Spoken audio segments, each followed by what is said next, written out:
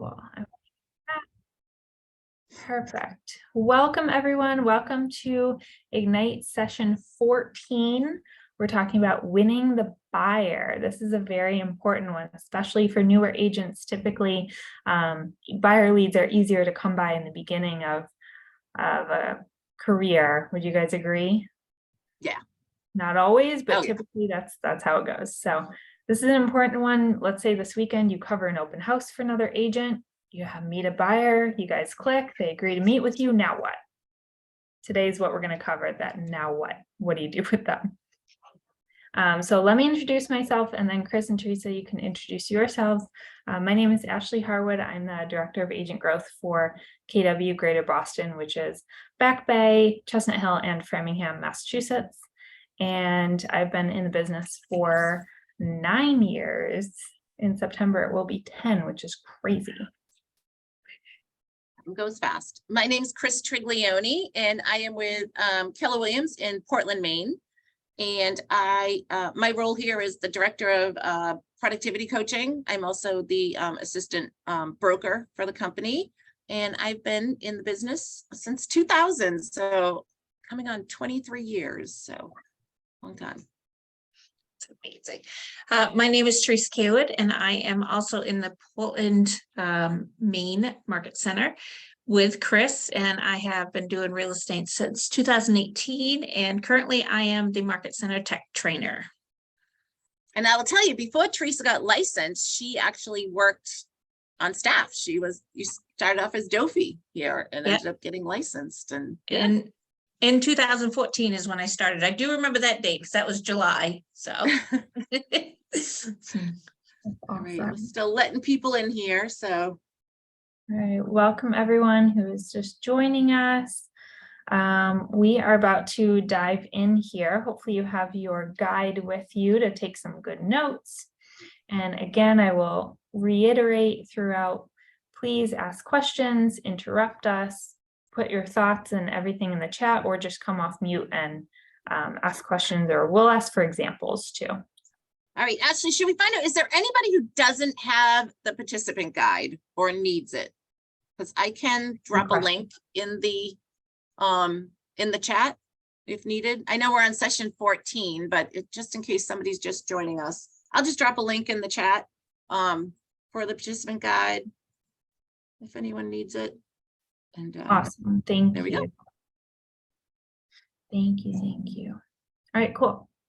So let's dive in. What do you do when you have a buyer lead? So we have this overview here. This is where we're at in Ignite. So Ignite is 20 sessions, as you guys know. This is the first section of the transaction part. So we have covered so far how to become the real estate expert of choice, how to find some leads, what to do with those leads, how to follow up with them. And now we're going to get into the meat of the transaction piece. And the first step is lead conversion. Ashley, can we, before we jump into this, let's ask the group, because if they've been joining in on these sessions, what have been some of your ahas? I think the lead follow-up is so important, right? That's where I think so many people drop the ball. Anybody who's here who's willing to talk or to join in, like any ahas from the past couple sessions about that whole process of lead gen and lead follow-up? Or what do you think was the best nugget you walked away with? Anybody have some ideas from that?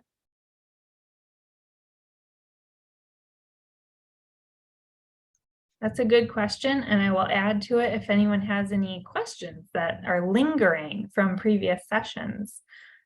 Please let us know. So what this is Amanda. What I took away from it was is to use the tools that were given. So I've been trying to use the that success worksheet, and it just helps keep things in track. Awesome. Yeah, because knowing your numbers and tracking those are really important, of just knowing where you're at and keeping on task to get where you want to go. So thank you, Amanda, for speaking up. I love that. Anybody else?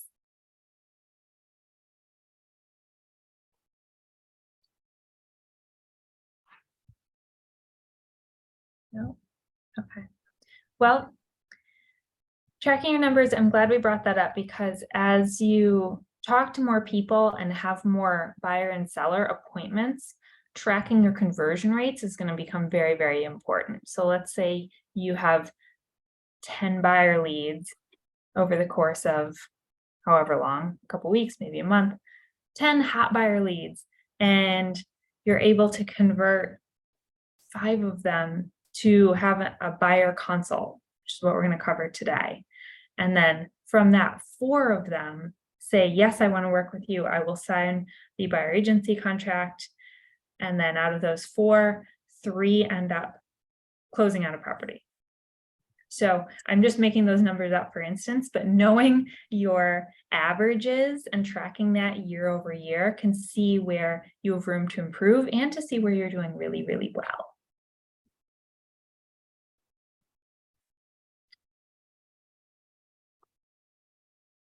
All right, so today's agenda, we are going to cover A buyers. What is an A buyer? How do we communicate with them? How to get the appointment, how to prepare for the buyer consultation.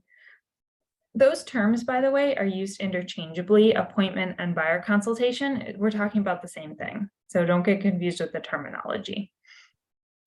How to conduct the buyer consultation, getting the signed buyer agency agreement, recap and aha, and then we are going to finish up with the daily success system. As Amanda mentioned, it's so important to track those numbers. Sound good? Is everybody excited? Is anybody awake? We're here. Okay. Okay, cool. Do I have a volunteer to read this quote from Gary Keller? I will. The right approach to close for a meeting is the only approach. Just ask for it. Thank you, Judy. You're welcome. What does that mean to you? Don't be afraid to make somebody uncomfortable if it means that you could possibly get business. You know, they probably wouldn't even feel uncomfortable. You just think they would. Yeah, I'm glad that you rephrased that because I don't think asking for business makes the majority of people uncomfortable as much as it makes us feel uncomfortable asking. So if we were able to remember that they're not uncomfortable, in fact, most people are expecting you to ask for the business. They're going in there expecting that.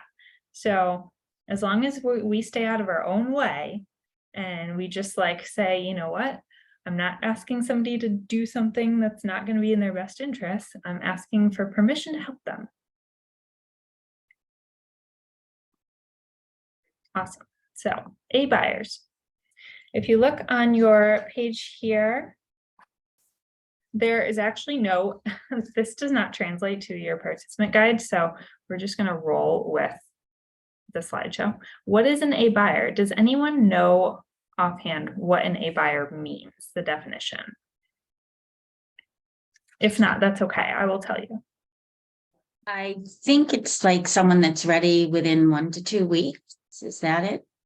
Yeah, excellent. So according to the definition, it's ready, willing, and able to make an offer on a property in the next 10 to 14 days. So Judy, you are right on the money there. And when you meet an A buyer, how often should you be following up with them? I would say once a week at least. Once a week, yeah.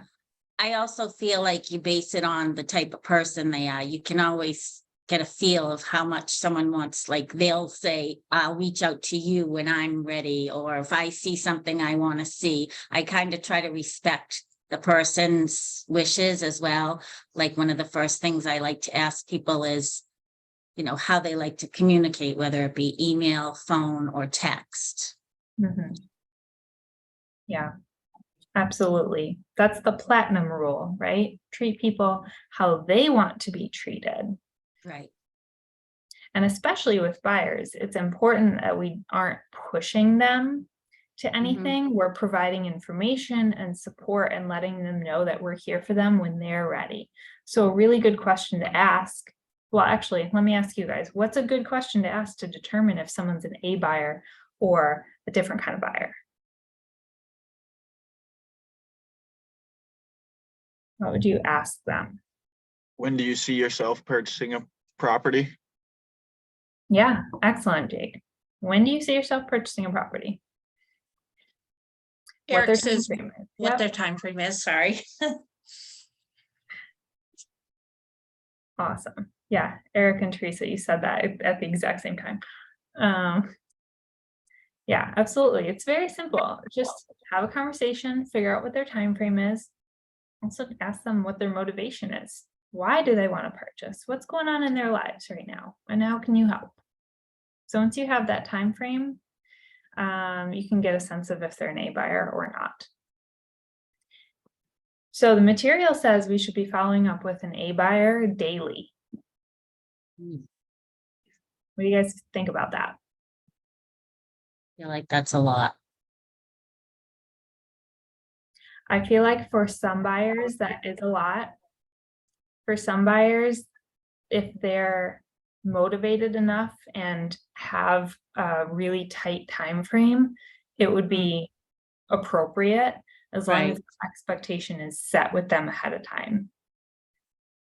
And part of that follow-up too, if they have a large enough search criteria, part of that follow-up can be a simple MLS search that sends them new listings daily, because that's still communication.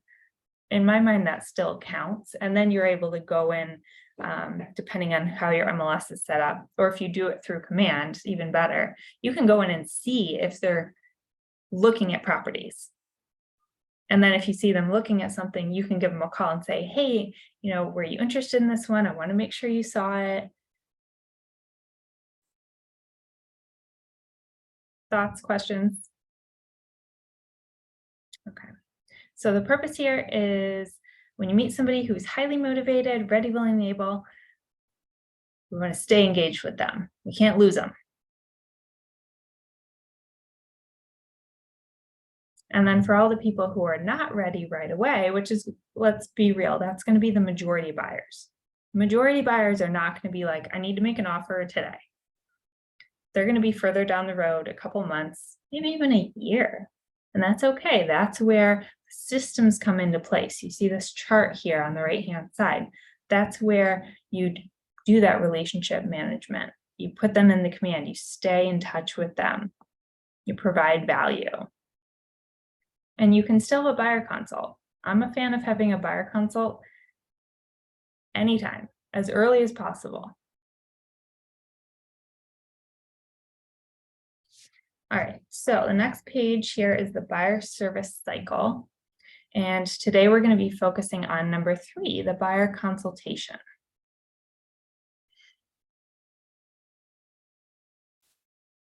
Any ahas from this first section here?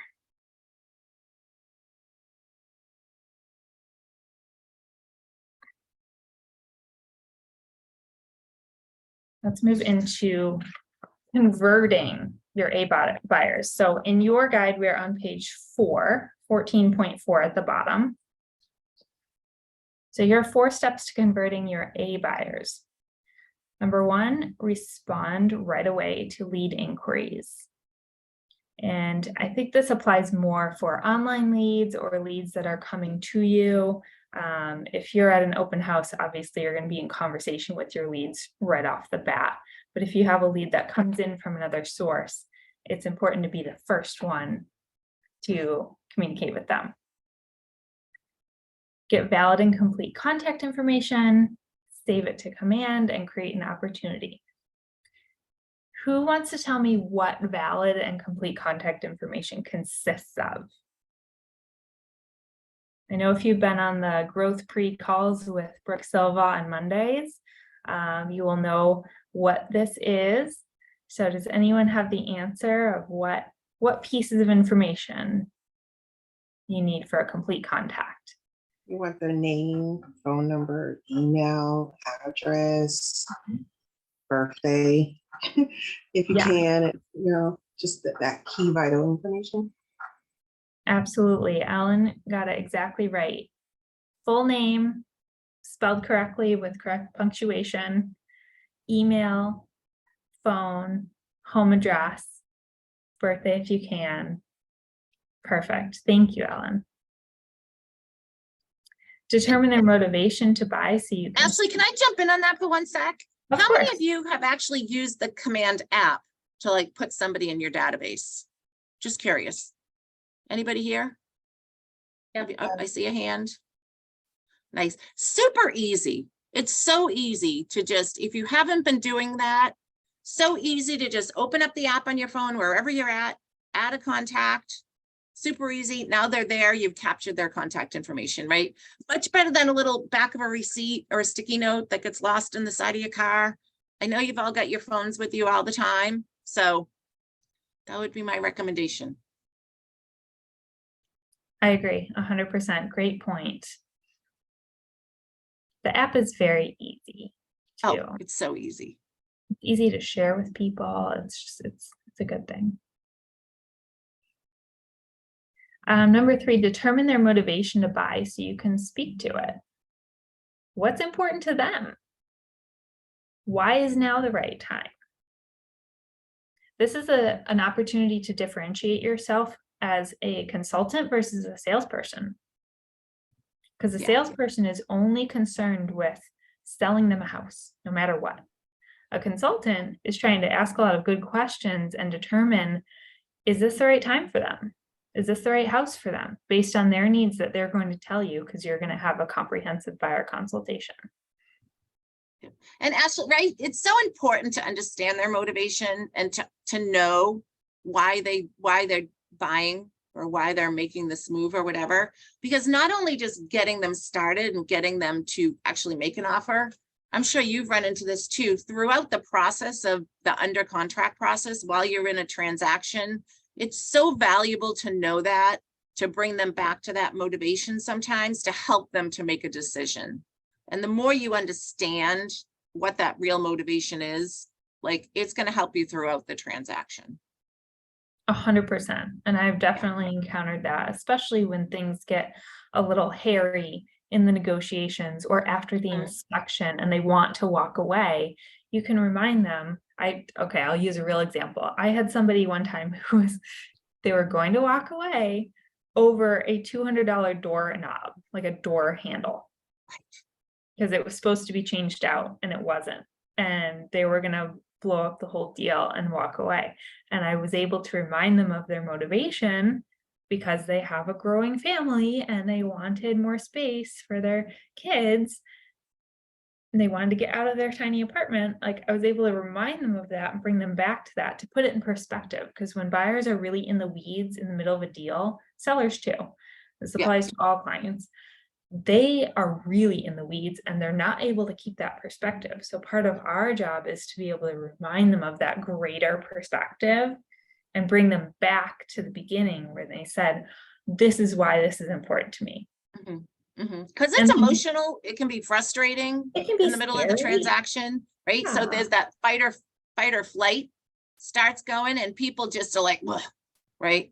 And so it's our job to bring them back to, hey, remember when we first talked, this is why you wanted to do this. Let's get you there, you know? Yeah. So Yeah. super valuable. Yeah. And keeping good notes for yourself too, because at some point you guys will have a lot of buyers you're working with at the same time. And so if you don't take good notes at the beginning, it's going to be hard to bring them back to it if you don't remember. I've run into that too. I'm like, which one are you? You know? Yeah. If you have 15 buyers running around at once, you got to keep good notes in Which your one hand. has that big dog, right? Right. What was the dog's name? Yeah. Yeah. Awesome. And then number 4, set the appointment time and date and location for as soon as possible. And this doesn't have to be a big deal. Don't psych yourself up for setting this appointment. There's not a lot of pressure on this. It's basically just an opportunity for them to ask their questions, for you to ask them questions and figure out what they're looking for. And then for you guys to decide if it's a good fit, if you want to work together. That's it. It's not this big scary thing. I would even say to take your pencil and cross off A buyers and just change this 2 keys to converting your buyers, because this applies to all buyers. Absolutely. It's because it's right. It's starting that education process, finding out what's important to them. And starting to develop that relationship, right? So I agree with you. Even if somebody isn't ready to go in the next week, I still like to sit down and have a conversation with them and really find out where they're at and just start building that relationship. Yeah. And just remember, appointments can be done via Zoom, right? And I know we talk a lot about meeting at the office, meeting in a public place. I've actually, my last couple buyer consultations I did via Zoom. So do remember that if you don't have a Zoom account, definitely get yourself one, because if somebody, like we do a lot of second home market, we have a big second home market. So a lot of times I'm talking to people that aren't local yet because they're considering buying. And so, you know, use those resources that are available to you. Definitely, definitely. And the advice about meeting in the office or meeting in a public place, that's typically for safety, and there's nothing safer than being on Zoom. It's also professional, right? Yeah. Like, yeah. It is a lot of the world has changed. So Zoom is the new normal. It's more convenient. I think it's a great option, really. Yeah. And that way, if somebody wants to meet in the evening, you know, if somebody works another, for me, like my past couple, they've been in the evening. And so like Zoom just seemed to make sense. So. Totally. Especially if you end up getting a foot of snow. Yeah. Nobody wants to drive to Panera. That never happens. No. Right. Awesome. So 7 tactics to close to appointment. That means having the buyer lead say, okay, I would like to meet with you. These are tactics to have those people say yes to that. So there's 7 of them. I'm not sure we need to go through all 7. I will give examples of my favorite 2. If Teresa and Chris, you want to do a couple of your examples, if you like a couple of these, I can start. I really like number 2, the take back close. An example of that, I wrote them down, so I would mess it up. I don't know whether I can be of help to you or not. However, I'd like to meet to find out. How's tomorrow? Which is true, because you don't know if you're going to be a good fit for them. Mhm. But I like that one because it feels very earnest to me. And I also don't know if I'm going to want to work with them. Like I only right. want to work with people who are nice and show up on time, and I want to work with them. Otherwise, I'm going to refer them to somebody else. And then number 6, the assumptive close. I like that one too. You're assuming that they're going to say yes. So it's a very positive approach. So an example would be, it sounds like we should meet. I'm available tomorrow. What works best for you? So you notice each of these, all of these, you're going to end it with a question and ask them if they're in agreement, ask them what time works for them, something where it's actually putting, you know, the next step on them. Mm-hmm. Mm-hmm. Yep. And like show the benefit, you know, if give them an example or tell them how you could help them with their home search, right? People think, and I know this is further down as well, but people think, oh, I'm going to do my own search. You know, maybe you need to explain to them the benefits of working with somebody who's representing them and has a fiduciary to them of, you know, hey, there's a lot more resources to find homes than just what you see online. You know, so explain to them a benefit of what you could bring to the relationship. Yeah. Right. And tie downs. Does everybody know what tie downs are? Tie downs are kind of like a question you ask at the end, like, isn't it? Doesn't that sound right? Trying to think of a couple examples. You would like to save time and money, right? Exactly. Yeah. Yeah. So it's that confirming what you've already said with a question. Yeah. Yep. Yep. Yeah. And but give them what they're looking for. Like, well, I just want to look at homes. That sounds great. Let's meet so I can show you what's available on the market and we can talk about that, you know, so it's just moving them to get that time with you. And so I'd say pick a couple that feel good to you, because, you know, a negative positive close, well, would it offend you if I asked for us to meet? Like for me, I'm probably not going to say that. I'm just sharing that, right? So pick out like a couple of these that feel like you, that you can practice the conversation and go with those. And I'm like you, I love the assumptive close. Like I'm already planning on, we're gonna work together and, I'm gonna upload a tie down just for example in just a moment. excellent. Thanks, Teresa. Thank you. So any questions on how to just like get that appointment set? Is it something that you guys are struggling with? Has anybody had an experience that worked well for them?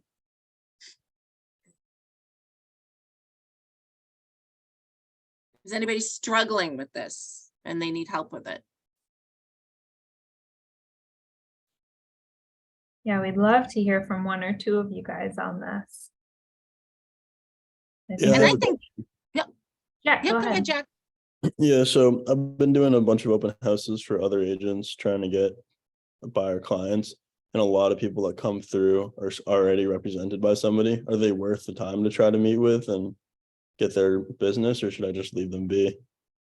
Well, I'm gonna tell you, if they say they're working with another agent, I always ask them who that agent is, because you might be surprised, because people think they're, I don't know, Ashley, if this happens down in your market, but people say, oh yeah, I'm working with an agent. And then you ask them, well, oh, that's great. Who are you working with? And they don't even know their name. Right? Yeah. That's happened to me. And then I say, oh, do you have a buyer agreement with them? You know, and if they don't have a buyer agreement and they've not committed to them, then that is somebody that you could chase, so to speak. If they are truly represented by another agent, you're not going to try to get a buyer consultation with them. Okay. I don't know. Thoughts on that, Ashley? Yeah, I do feel like- I agree. It's two different things here. And the key is, do they have a contract with that agent? If they do, hands off, stop the Mhm. conversation, say, I will be happy to reach out to your agent to see if you have any questions about the property, assuming you're, representing an open house, covering an open house. But that's it. They are not a buyer lead. If they do not have a contract, they are potentially a buyer lead. I think it would be worth following up with them and just offering value. A lot of times people will say that they have an agent, even if they don't, because they don't want you to bother them.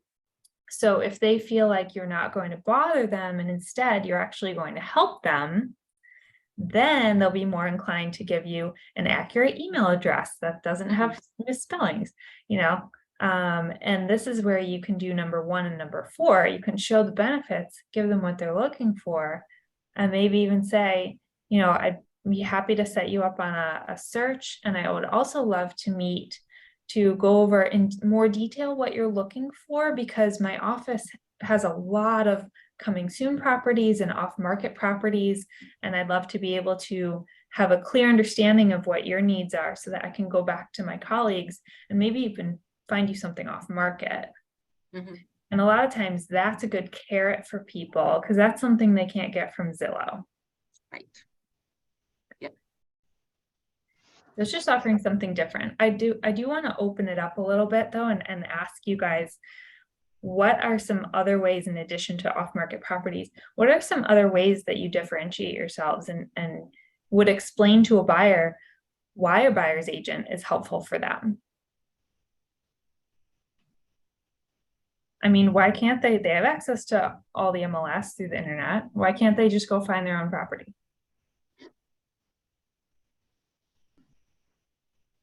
Don't worry, I'll give you the answer, but I want to hear what you guys think. Well, one of the things is, when putting in an offer, how do you know what's a good offer? Yeah. Negotiating that offer, or if you need something done, are they able to do that on their own? Some people might be able to, but having that expertise and the connections, you're going to need to do an inspection, you're going to need an attorney. Who are you going to turn to help you and assist you with those things? Absolutely. I love that. And that offers strategy conversation, because buyers may not realize there's different ways to win an offer.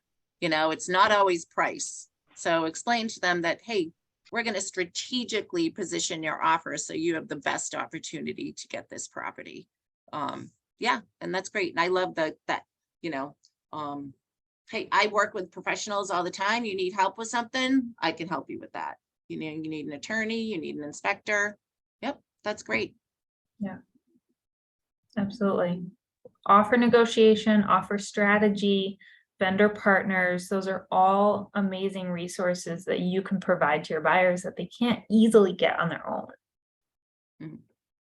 I would also say time. I mean, we're agents for a reason. They have their profession and we have ours. And so, to what was already said, we have a dedicated focus on making sure that we're providing them the best service to meet their needs for their next home. So that's a huge benefit. So. Yeah, you're gonna save them time. You're probably ultimately gonna save them money. Exactly.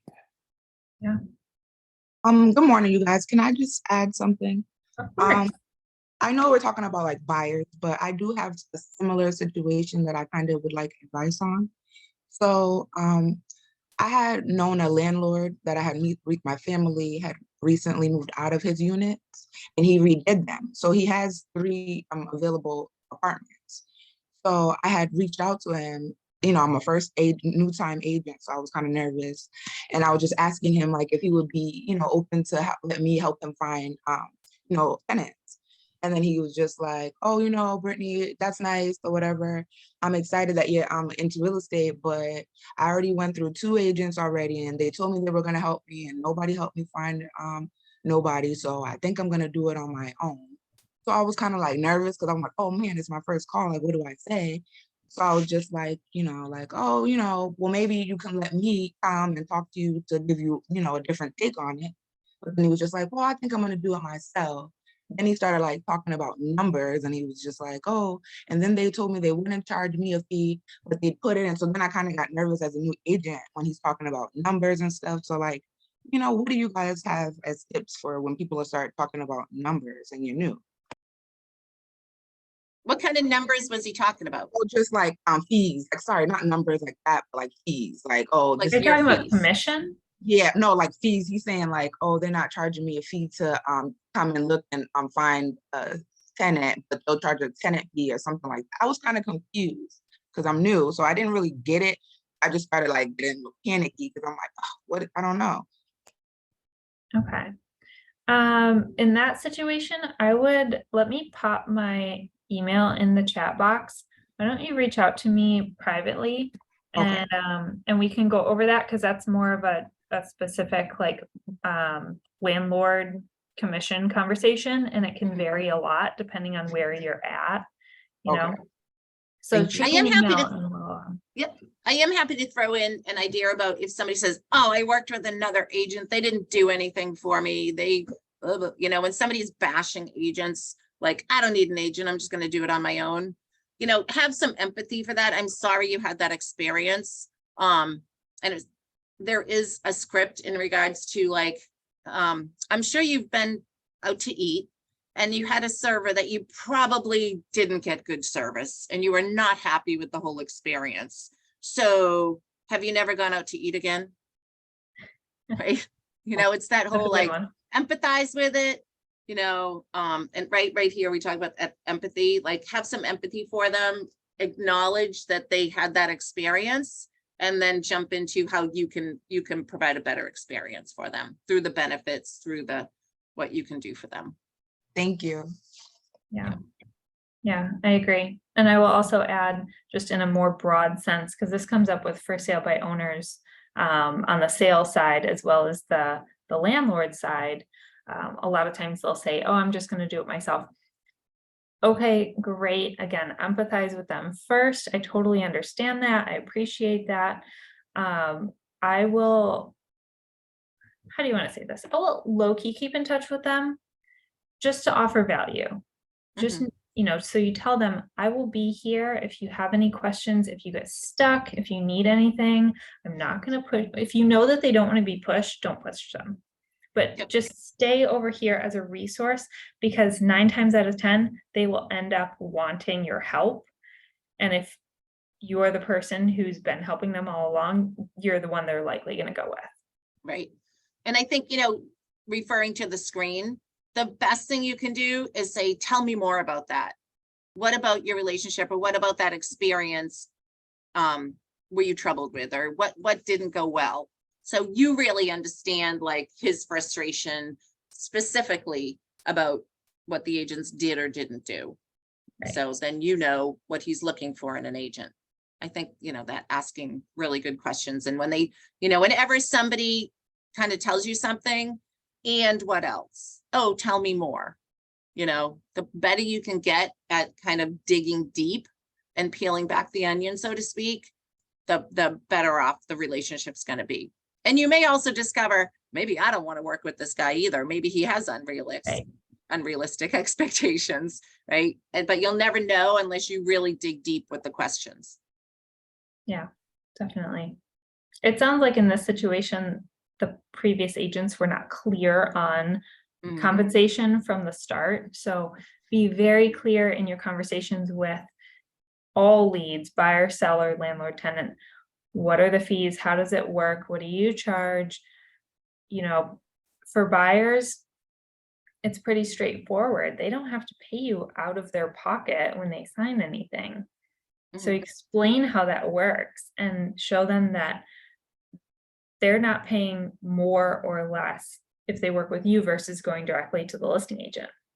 It doesn't cost them more to have their own advocate who's negotiating for them. That's a really big deal for a lot of people because they don't understand that. A It lot of is. actual people I've talked to didn't understand that. A lot of my almost clients had no idea that that was actually true. Right. Yeah. Most And then consumers, most people in general don't really understand how it all works. I'm going to be honest. I've been in the business 20 years. My husband and I have bought numerous properties in that time, probably 5 or 6. He still doesn't really get it, I don't think.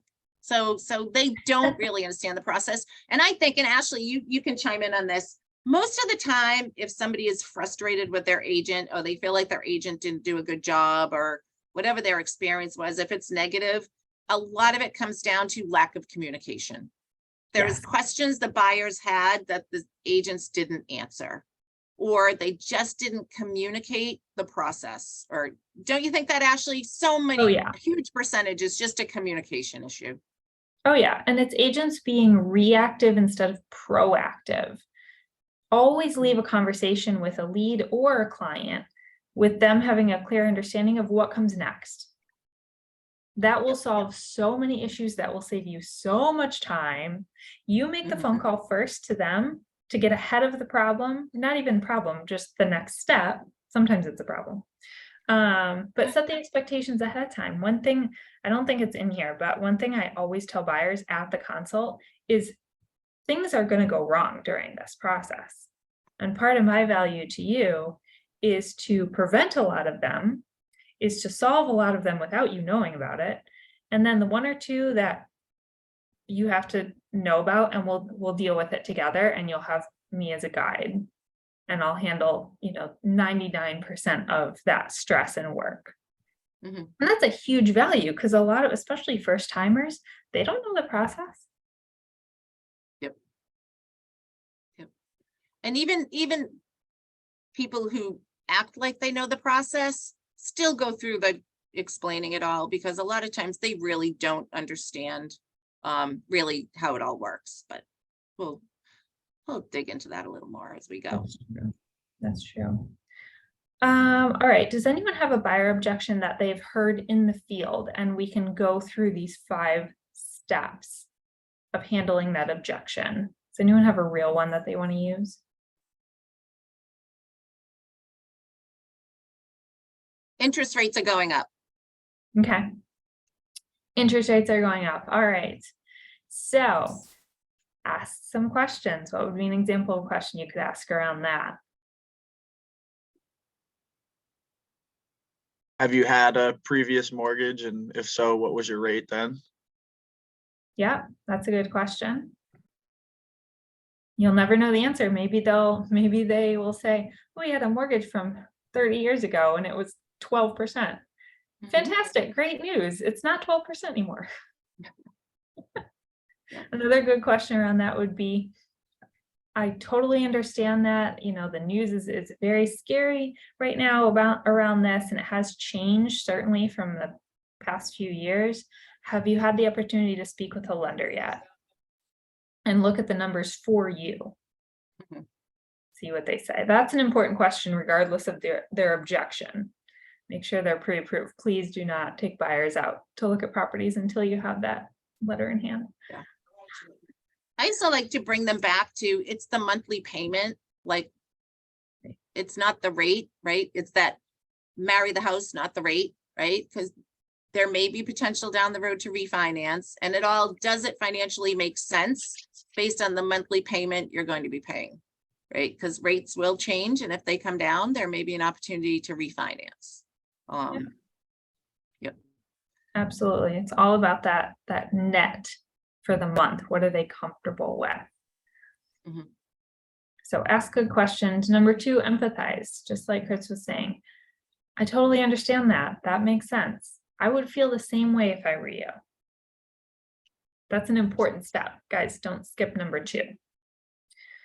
Number 3, identify the real issue. So an example of getting to this would be restating what they say and confirming it.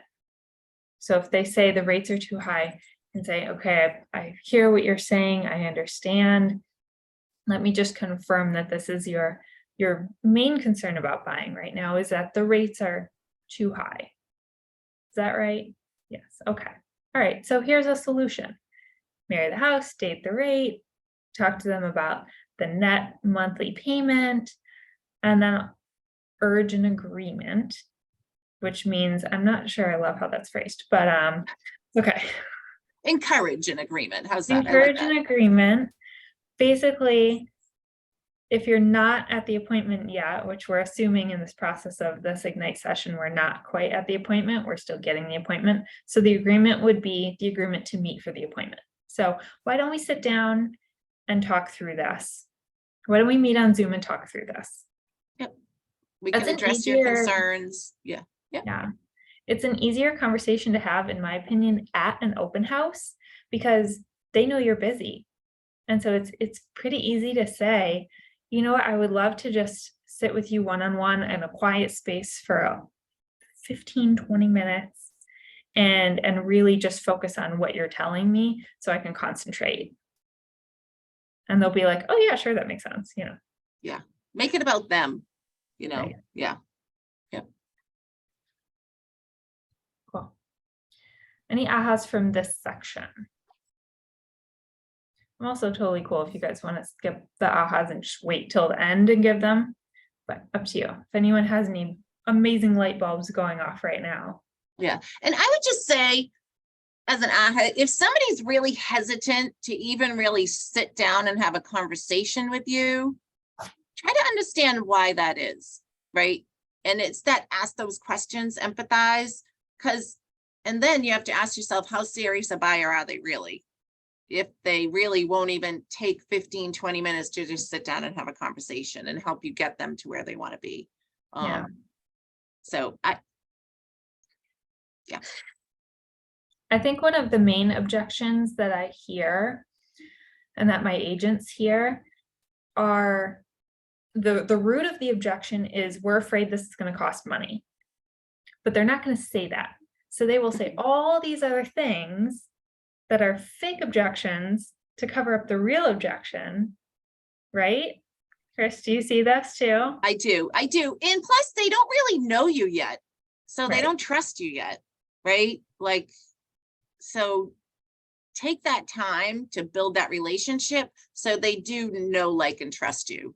And they're going to be a lot more willing to sign an agreement with you or meet with you. So, yeah, I think it's just, there's questions that they have that haven't been answered, Right. or they're just truly not ready. Right. And And that's okay too. I would, in my opinion, I would still meet with them even if they're not ready yet, so Me that too. you can have that relationship solidified and be their person when they are Mhm. ready. Yeah. I Yeah. think that one of the quickest ways to build rapport with people is to find something in common.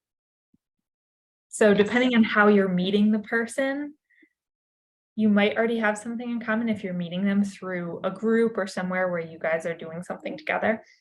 If they come into an open house, take a look at them. Do they have a nice purse that you can compliment? Just find anything. You know, do they mention kids or dogs or anything? Are you guys neighbors? Oh, great. What do you like about this neighborhood? Blah, blah, blah. So finding something in common will build that trust really fast. Mhm. Doesn't matter what it Absolutely. is.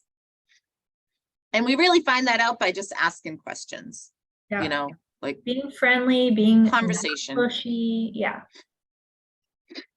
Yep. I was gonna Any say, other ahas with that? Is anyone struggling with just getting people to the appointment?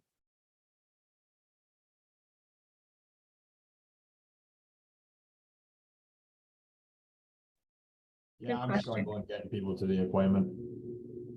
yeah, I can usually get, so if I were to host an open house, I can get through the open house. I can usually have a conversation or two with them on the phone, set them up with an MLS search. But as soon as that email goes out about getting together, it's pretty much crickets from there. Have you ever had the conversation about the appointment when you're in person with them at the open house? Yeah, this past weekend I did that. I started planting the seed in person at the open house. And I mean, I think in person it went really well. And even over the phone, it went, I would say it went good. But as soon as that email went out, there's just nothing back. Yeah, I'm not sure. I think asking for the appointment in person or on the phone is much better approach than via email, because it's easy to ignore an email. Yes. So I'd highly encourage getting in front of them, maybe even there are some things you can do outside the box with technology. I might even set up a Calendly link with some time blocks already in there. And you could take that, create a QR code, print it out, put it at the open house in a frame, or just lay it on the table, who cares? And say, you know what? This is the next step in the process. I would love to learn more about what you're looking for and find you some off-market properties, whatever carrot you want to use. Scan this right here to book time with me, to book an appointment and book a meeting, however you want to phrase it. And that way they can just do it right there. Yep. And I think it's follow-up and consistent follow-up, and in your follow-up, talk about those benefits that you could bring to them in their home search, and it's just, I love that dangling the carrot. So try to put enough in front of them that's going to pique their interest. Let them know, hey, there's opportunities out there to find homes other than just what you see online. I'd love to sit down and talk to you about how that can work for you. So it's, what are they really looking for? And then, tease them a little, so to speak, right? With how you could, that it would benefit them just to spend some time getting to learn about those opportunities. Right. That's what I would Absolutely. do. Anyway. One of the agents that I work with started bringing something to her open houses. It was a one-page, like a flyer almost, and it had some frequently asked questions on it. And it up top addressed the issue of commission. And it just it was like, question, how much is this going to cost me? And then the answer, nothing, however she phrased it. And that was kind of cool, because now she's being proactive, handing that out to people so that that objection is already handled. I like that idea. Yeah, I thought that was pretty cool. All right, cool. So now let's shift gears into preparing for the buyer consults. You have your checklist here. We are now on page 14.7. You're going to confirm the date and time, confirm the location. And I know it seems silly, confirm the appointment, right? But do it every time. Do it every time. And for me, I often will do that via text message. Can't wait to see you on Friday at 10 a.m. at, my office or whatever. So that's how professionals do it, right? So confirm that day and time, and they're less apt to blow you off. Yeah, that's true. It'll save you time. And you can set that expectation when you're setting the appointment in the first place, saying, okay, great, let's meet at 10 a.m. on Wednesday. I will text you the day before just to confirm. And that way you're already setting that in motion. Yep. Why do you guys think it's important to have all decision makers attend?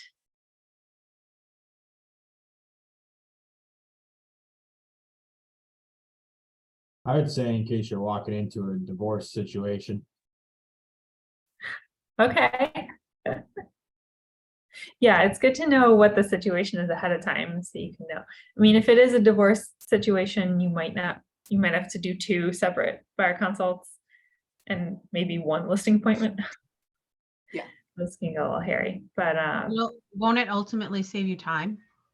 yeah, it'll save you time and it's an opportunity to get the 2 of them on the same page. Because a lot of times, let's just say it's a couple, a lot of times one person wants one thing, one person wants another thing. They're not always on the same page. They haven't always talked to each other about what they want.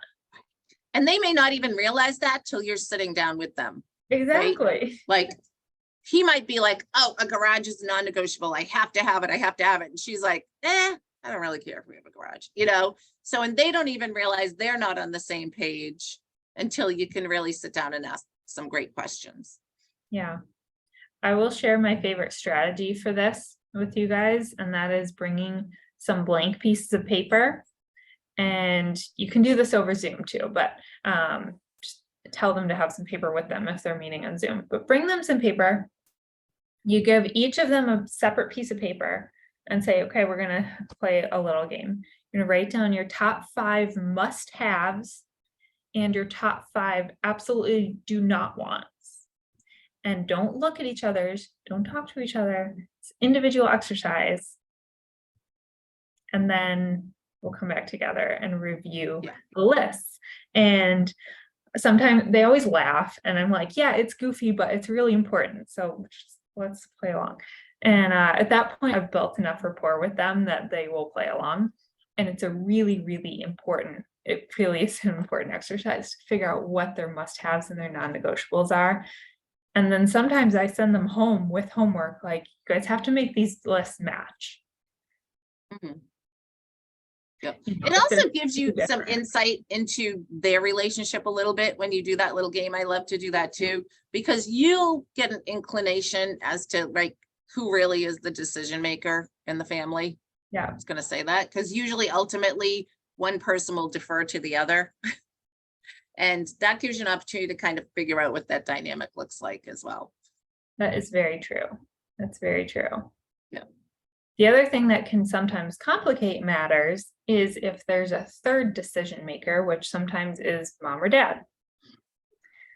And, you know, it's not important that they're at the buyer consult because that would be a little weird off the bat. But I always have the conversation with buyers about, okay, is there anyone else involved in this process? Is there anyone else whose opinion you're going to want? And a lot of times that's when they'll say, well, yeah, I'm going to want my dad to come look at the house. Mm-hmm. Okay, that's totally fine. Just know that the process has probably changed since they were buying their house and, you know, blah, blah, blah, depending on how that works. Sometimes buyers, parents can be issues at inspections. In my experience. Chris, have you noticed that? Oh my God, yes. Oh, right. Yeah. One other thing too, one of the first questions personally, I always ask everybody, whether they're a buyer or seller, when I'm looking to start working with them, I ask them, when was the last time you bought or sold a home? Great Okay. question. Because if they say, oh, last time we bought a home was 30 years ago, well, you might need to educate them a little in how the business has changed since then. If they've never bought a home, then they're absolutely going to need a lot of hand holding through the process. But if they're like, oh, we've bought 3 homes in the past 4 years, they probably have a better idea of how the whole process works. Yeah. And then I also ask, I'm just putting this out there, I usually ask them what state did they buy their last house in? Because I will tell you, business is done a lot different in Maine than it is in Massachusetts. Mhm. Right, when it comes to the contract. So I also like to know kind of their past experience. So that's always going to be a question for me that I ask right off the bat. Yeah, same. I asked those same questions. Mhm. And I got excited and jumped ahead a little bit. So I want Can I to ask a finish question? going. Yeah, of course. Hey, going back to number 3 on this, ensure all decision makers are attend. Mhm. You know, you guys said, you know, I think it's important if dad has influence, he needs to be there, not at the closing, but at the meeting where they're looking at the house, because dad's gonna have some type of influence over the people who are either the son or the daughter. So the dad may or the mom may need to be re-educated on what's going on now. You know, those guys and I just got my license yesterday, you know, but I've done Wow. sales. Congratulations. Congratulations. Yeah, the real estate office commission in Concord, New Hampshire sent me an email saying I'm officially a real estate agent now, which I was very Yay. much happy for. That's awesome. Congratulations, that's awesome. Thank you very much. And I just think you know, when you talk about decision makers, if the people who are buying the house or the property and they're saying, well, I want to see my dad wants to come along, you might just need to re-educate him, you know, so he's back on board. You know, if you can get him thinking like you're thinking, and then the process is better. Mhm. Yes, that's absolutely true. And they're welcome to come to the initial buyer consultation. What we're talking about right now is just that first meeting where this is before you're going and looking at properties. Of course, mom and dad, whoever else is welcome to be there. Just sometimes it's logistically difficult to get everyone to that first meeting. But of course, that's, you know, in a perfect world, all the decision makers would be there for every step of the way. I just wouldn't like insist on that ahead of time, because this is also, you haven't always built a relationship prior to this meeting. So they might think it's weird if you're like, is your dad going to be there? You know, but yes, certainly if they're going to want to be there for the showings, then they should be there for the showings and the inspection, whatever else. It's really up to them. And at the same time, it's up to us to guide and educate them. Mhm. Does that make sense? Yep. Cool. So number 4 here, complete your buyer guide. All that means is prepare your materials for the meeting. If you're meeting on Zoom, you'll probably want to have some sort of PowerPoint that shows the process, talks about you a little bit, but mostly make it about them. That's not required, but you'll at least want to have some sort of notes for yourself so you don't forget what questions to ask. I know in my first year in business, I made the mistake of going on a few buyer consults and I didn't have all the MLS criteria spelled out on my notes. So I would forget to ask like about square footage or, you know, not the big stuff, but some of the smaller things that I want back afterwards when I was setting up their search. I'm like, oh crap, I forgot to ask this. So just have yourself some notes. And then if you're meeting in person, you can have all the documents prepared, whatever's required in your state. In Massachusetts, we need the mandatory disclosure, we need the buyer agency agreement. Lead paint form is out, the lead paint packet's always good to bring that along, home inspection form, all that stuff. Just have that all ready. If you're really an overachiever, you might want to even print it all out, print out a couple copies, make yourself some folders, and that way you're not scrambling at the last minute. You just have a stack of folders ready to go when you secure a buyer appointment. Mhm. I Number- know, I think it's in the last session, they talk about like the lead sheet. Like, Mhm. you know, they provide copies of those lead sheets. There's like a questionnaire. Yeah. So don't be afraid to pull out a list or a piece of paper and, you know, have it in front of you when you're talking with them. I know we have really experienced agents here at the office who still say, I still bring a checklist with me every time I go on a listing appointment or I go on an appointment, and it's for my own benefit. So I remember to make sure I'm asking all the questions that I need to ask. Yeah. I think that makes an agent look more professional. Mhm. That's what a lot of other business owners do. That's what a lot of professionals do. They have an intake form. And if you feel weird about it, just address the elephant in the room when you're sitting there with the buyer and say, I always bring my checklist. You don't have to tell them you're new. You say, I always bring my checklist because a lot of times I know myself, we'll get to chit-chatting about something and I don't want to forget to ask you something important. Mhm. Yep. So it's for their benefit. And then number 5, prepare the meeting space. All that means is wherever you're meeting, if it's in person, make sure it's, tidy and clean. And I like to have meetings at Panera. And so I like to grab one of the big tables with the booth, and I'll clean the table, and I'll get myself a drink and just make sure that I'm kind of settled and prepared. So I usually get there 15-20 minutes early. Thank you for saying that, Ashley. Get there on time, get there Get there early. Because we have a joke here in Maine. We call it realtor time. Because realtors are just known for being late for everything. Like, show up early and make sure you're prepared and ready when they get there. And take some deep breaths too, because you might be nervous, and that's normal. It's totally normal, but give yourself time to just kind of settle into the space and feel comfortable. And even tell yourself, listen, I'm not here to sell them anything. I'm here to see if I can help. Mhm. Yep. No pressure on you. No A lot of pressure on me. mindset and getting going and getting the ball rolling in real estate, right? It's a lot of believing you can do it, and just being a good person, being a nice person. You're just trying to create a relationship here, and no different than anything else we do in life. And trust that you already know more than they do. Like, I think newer agents, they feel like, I don't know everything yet. There's so much I don't know yet. You already know more than they do. And you've got the materials here to help educate them. Yeah. Yeah, you do. And I'm just going to say this, if you haven't heard this 8 times already, people are always going to ask you questions you don't know the answers to. Right, Ashley? I've been in real estate 23 years. When I go show property or I'm on the phone with people, they still ask me questions that I don't know the answers to, right? It's a new situation I've never dealt with. So get good at realizing that you're not going to know everything. You're not going to know the answer to everything right away. And, take note of it and find the information for you and get back to them with it. So- But you're never going to know all the answers. So Chris and Ashley, I already have a mentor. They already Awesome. signed me a That's mentor. great. So I'll be working with my mentor for the next how many months or the year, until I sell my properties and get acclimated to doing it on my own. And I already That's met my awesome. mentor actually yesterday afternoon, about an hour before my license came down, so Duncan was very good in helping me out. That's awesome. Yeah, use those resources that are available to you. If you are in coaching, if you have a mentor, that's what they're there for.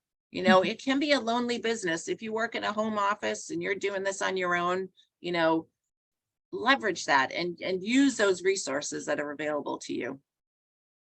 Yeah, please do. And if you are in an office that doesn't have a coach or mentor or anything, there are people around who will help you. That's what KW culture is all about, is helping and supporting each other. So even if it's not something formal, ask around, ask your TL, see who they recommend. Maybe you even partner up with an agent who's also newer in the business, and you guys can be buddies and help each other. And there's nothing like having that small cohort of people who started around the same time as you.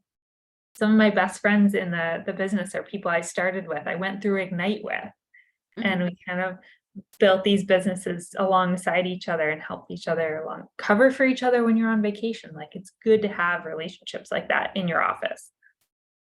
Absolutely. Yeah. And to Chris's point, one script I would practice, and you can practice with each other, or even practice with people in your household or in your office.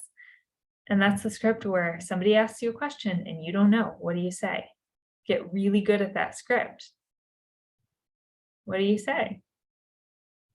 Does anyone already have one? If not, I'll share mine. That's a really good question. I will find the answer for you and get back to you, and then give them a day and time, or even like 2 hours later, that you'll call them back by.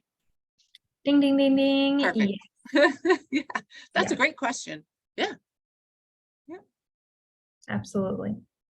The only thing I would adjust on that is I would give a longer time frame, just in case it takes you longer to get the answer. That goes to expectation setting. If you tell them I'll get back to you in the next day or two, and then you get back to them in 2 hours, you are a hero. If you say I'm going to get back to you in 2 hours and it takes 2 hours and 5 minutes, you're dead to them. But yes, that is perfect. You know what? I don't know, or I'm not sure. Let me double check. Let me go find out and I'll get back to you. And make yourself a huge note so you remember to get back to them. And I'm just gonna say, sometimes I like it when those situations happen because you have an excuse to reach right back out to them right away, Yes. right? So, And they're not going to ignore you because they want the answer. right. So for me personally, I look at that as like a little bit of a win because I have an excuse to have to call them right back. Yeah. So, yeah. Totally. Cool. All right. So you guys are prepared. Now let's go through top 10 service areas of your buyer value proposition. So we kind of touched on this already, but these are 10 areas that you provide value to your buyers. Needs analysis, pre-qualification, neighborhood info, home search, making an offer, negotiating, vendor coordination, pre-close prep, closing, post-closing. Anyone have questions about what any of these mean? Or does anyone have a couple that they tend to lead with? Because you're not going to run through all 10 of these at an open house in a conversation. But do you have a couple that are kind of your favorites that you always talk about? Can I ask a different question? Of course. When you guys get ready for this consultation in the office and stuff, about how long does it usually take you to run from start to finish? To get ready for it or to have No, the appointment? once your client comes in the door and you sit down and you go over your checklist, from that point on until the end, how long does it usually take? An hour? Mine are usually about an hour, sometimes more. I always give myself 2 hours just in case we get to talking and I want to take that time to build the rapport. I know everyone has their own opinions though. Chris, what do you do? I would plan on an hour. I mean, I know a lot of times the conversation, let's get together for 20 minutes and have a conversation about this. Mine are usually going to end up being about an hour. I think if you are really thorough and really go through your buyer guide and you're also like going over the buyer rep contract and all that, I would plan on an hour myself. Do you like, before you have this 1 hour time frame blotted out, are you like talking to them before they come in for this consultation? So when they come through the door, it's almost being repetitive in a way by that time. Sometimes. Hopefully you've already, if in a perfect world, right? Right. You've had a conversation with them and have already started on the lead sheet. So, so you've got a lead sheet, so you've got some basic information of what they're looking for. You've already had a bit of a conversation to determine, yes, it sounds like it's time to meet. Because I would think if someone's sitting there longer than an hour, they would get bored, you know? I also am going to gauge it on the person, right? Okay. If you've studied personality types, if you've looked into DISC at all and understand like, okay, this person is like they just want to get to the point. They don't care about the dirty details. That you also have to recognize who you're working with. And yes, sometimes I'm going to have to speed up my presentation and push it a little faster than I want to accommodate the person I'm sitting with. Right, because I know before I got into real estate, a couple years ago, I sold some property down in Woburn. I really didn't care about the logistics of anything else, just wanted the property sold. And I just walked through the door and just signed everything. You know, I said, don't even deal with the small stuff. Let's just get with selling the properties. So I sold 2 properties down there. And she was very good at it because it ended up working well for us, but some people are just like that. They don't want to deal with the details. Just give me the paperwork and I'll sign and go, you know? But that was commercial property. That wasn't, we had sold apartments. Yeah. Thoughts on that, Ashley? Don't you think I do kind of adjust my style based on who I'm dealing with a lot of times? 100%. I mean, it could be as quick as 15 minutes if they're a super high D and you already covered a lot ahead of time. Then you're just like, okay, let's review everything you already told me. You have any questions? No. Okay, here's the next step. Sign here. That's totally fine. Yep. The majority of people are not that high D personality just based on statistics. The majority are going to be that S personality, and they're going to be more more cautious and wanting more information, they're gonna have more questions typically. That's why I kind of, my average would be an hour and I would allot that time. But of course, if it's moving quicker, and I'm always checking in with them too during the consult. Do you have any questions? If they don't, and if I can tell they're in a hurry, then I'll speed it up. But there's really not a ton that I feel like we have to go over. It's more just creating the space for us to go over as much as they want to go over. You know, like I'll ask them, do you want to go over the process from start to finish with me right now? And sometimes they'll say, yeah, that would be super helpful. And sometimes they're like, no, we're good. Okay, no problem. The important things are ask if they have questions, find out what they're looking for and their motivation and their time frame, and have the conversation about the buyer consult and, you know, ask for the business. Should we touch on closes real quick? I don't want to forget that. That's really important. Chris, what's your go-to close at the appointment? To get them to sign the contract, Yeah. the actual verbiage. Yeah. Sounds like you're ready to move forward. I think we should start working together and help you find a home. Love it. I'd love for us to start working together so that I can get to work and start helping you. So I kind of make it like, I'm going to start helping them and start working with them, like when we have that agreement. Yeah. Like I'm Same. already kind of taking the assumption, and I always just go in with that, assuming they're going to work with me. Yeah. That assumptive close, like, sounds like it's time to solidify this, and so I can get working for you. And how we do that is, you know, by signing an agreement, and that's how we move forward. Yeah. Do you have a specific script you like to use? I do. So I'll usually go through the paperwork with them first. And then just quickly, I don't read through everything. I'm like, this is kind of what this means. This is what this means. Do you have any questions? No. Are you comfortable? Yes. Okay, great. Then I go into my closing script, which is, I think we'd work really well together. I feel comfortable with you.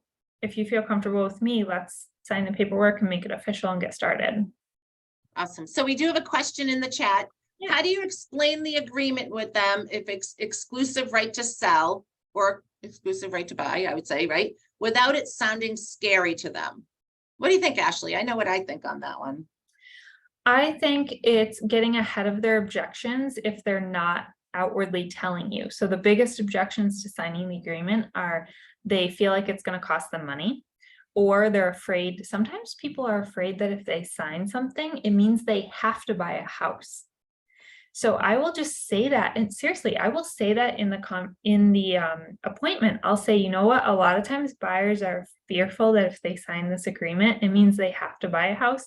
You don't have to buy a house. All this means is that you're simply agreeing to work exclusively with me and let me work hard for you and represent you as your agent and provide you the highest level of service. That's all that means. You're under no obligations. And you know what? If it's not a good fit, we can cancel at any time, no problem. Walk later, Yep. I guess. Yep. So those are usually, is somebody on That's great. here? Yeah. I gotta mute somebody. I gotta figure out who it is. Right. Yeah, I Right. think Good, too, sir. know the agreements, like know them inside and out. Yeah. Like, if you are not super comfortable with the agreements, then that's your homework. Like, practice, practice, practice. Be able That's true. to really explain it like you're just having a conversation. You know, so be able to read it upside down. I personally, when I'm going over agreement, I kind of paraphrase each paragraph to explain to them what this paragraph means. But the more comfortable and confident you are in what's in that agreement, the easier it's going to be for you to have a conversation about it. Yes. So if nothing else, learn that stuff, practice, practice, practice, practice on another agent who's willing to help you out. Practice on a family member. Like if you live with somebody who wants to see you succeed in real estate, hey, can I do some, I'm going to explain this agreement to you, you know, so I that's my advice in that. The yeah. more you understand it and can explain it, the less scary it's gonna be for them. Yeah, I agree. And make them feel comfortable that they're not locked into anything. It's not a It's big just, deal there's for only them. so many things you can do for them without an agreement, right? Hey, one of the things that Duncan went over with me yesterday, we talked about contracts. He says anytime you present a contract to someone, before you present it, you should know how to read it and what it means. Mhm. Because Duncan says he's had people point to a certain word in the contract and take it out of total context, and that's not what it means. So he Mhm. said to me, anytime you have a contract, you make sure you learn how to read it and know what each word means in that contract. So that way, if that gets asked to you, you know what you're doing. Yeah, there you go. Yes, Absolutely. yeah, I 100% agree. All right, so let's shift gears into what is included in the buyer guide. And does everyone know where to find templates for the buyer guides that are already created for you? They're in on page 8 here. You can find them in Command Designs. And there are several different templates you can choose from. You can customize them. I would recommend picking one that looks attractive enough to you and put in your own information and then customize it so it makes sense to you. I like to remove a lot of those pages just because they're really long. So I Yeah. take out at least half the pages, and then I do too. I'll add in anything that I want to make sure we cover in the buyer consult. So I'll add in a frequently asked questions page so that I can cover what I want to cover. And I'll also add in one thing that they don't include, because those are created by KWRI, and because the processes are different state to state, they don't include any sort of like specific time frame for the process, step by step. So I would maybe think about adding a page like that where it's a roadmap of what happens when, what monies are due, what contracts are signed, when does the attorney come in, or title company, or whatever you have in your state. So Process. So we do have a question, Ashley. Can you say again where to find this? So do Yeah. we want to, I actually have it up on my screen if you want me to share real quick. Oh yeah, I could. Go ahead. So within command, Do I need to within stop my command- share first? I think it'll let me do it. Oh, perfect. Thank Right. you. So within command, if you go to designs, right? Everyone designs is the one with the little like paintbrush, right? And once you go in to create a new design, it's going to take you to the templates. And so you're going to go to the buyer section. And if you click on buyer presentation, you have 5 different versions here to choose from. They basically all have pretty much the same information. It's just which one appeals to you. I'm just going to say, if you're going to print it, I wouldn't choose the black one.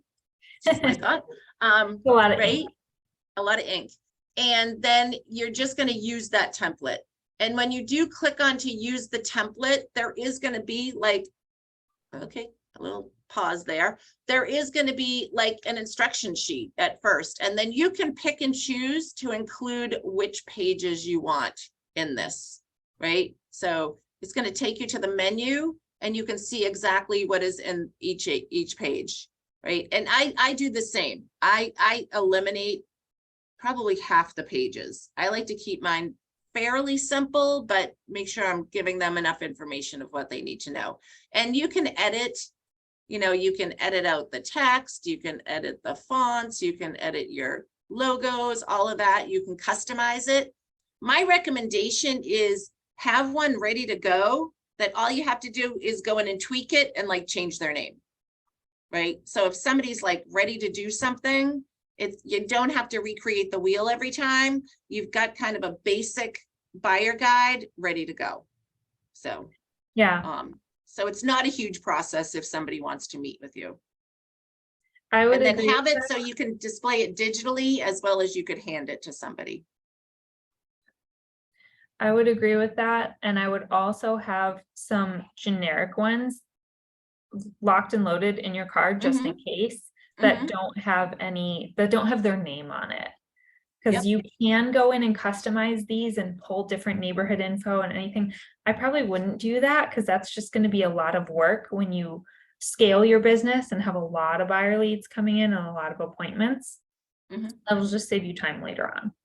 And, you know, and I have to say, I am totally going to steal that idea of having like a 1-page or something with you if you're doing an open house, kind of addressing some of these, like, you know, in addition to, we have to do what we call a relationship form here in Maine, which kind of explains what agency is. Yeah, and we do what that too. relationship means. But I love having that like 1-page kind of FAQs about what it means to work with a buyer agent. I think that's a great idea. Totally stealing that. Awesome. All right, moving along here. So this is what Chris just showed on the screen, your buyer guide. So we're going to walk through kind of what's in these templates, table of contents. Your needs come first. I'm going to kind of breeze through these. I don't think we need to spend a ton of time, but if you have any questions, if anyone has a question, just pop it in the chat or come off mute. I'm just going to say, as we're going through this, when you're starting to work with somebody, really keep in mind, make it about them. It doesn't have to be about you. You know, just because you haven't sold 800 homes and you're not the top agent in your market center, it doesn't matter. Make it about them and make them feel like they're what's important. Yeah. Right. So. Excellent. And I'm going to stop on this page because this is where it's all about them, their wish list. So on your participant guide, you're on page 9. This is where it's all about them. So you can edit this and add things and take things away, but this is a pretty comprehensive list that you should be asking, at least a starting point. To be honest, they don't really care about you. Like, they don't care about any of us. They care about how can we help them. So all your conversations should be filtered through that lens of, okay, well, how is what I'm going to say and how is what's in my buyer guide going to be beneficial to the buyer? You know, I would even go so far as to not put any information about myself in the buyer guide until like the last page. And then when I'm sitting at the table with a buyer, I breeze through that last page. I'm like, here's some information about me. It's kind of boring. You don't have to read it. And they'll laugh and like, because it's not important unless they think it's important. And then if they think it's important, they'll read it, you know, but it's on the very last page, which makes them feel like their needs and wants are the most important, which they are.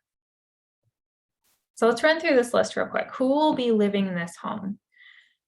Be careful of fair housing laws. When you're asking this question, you want to ask it in this way exactly. Who will be living in this home?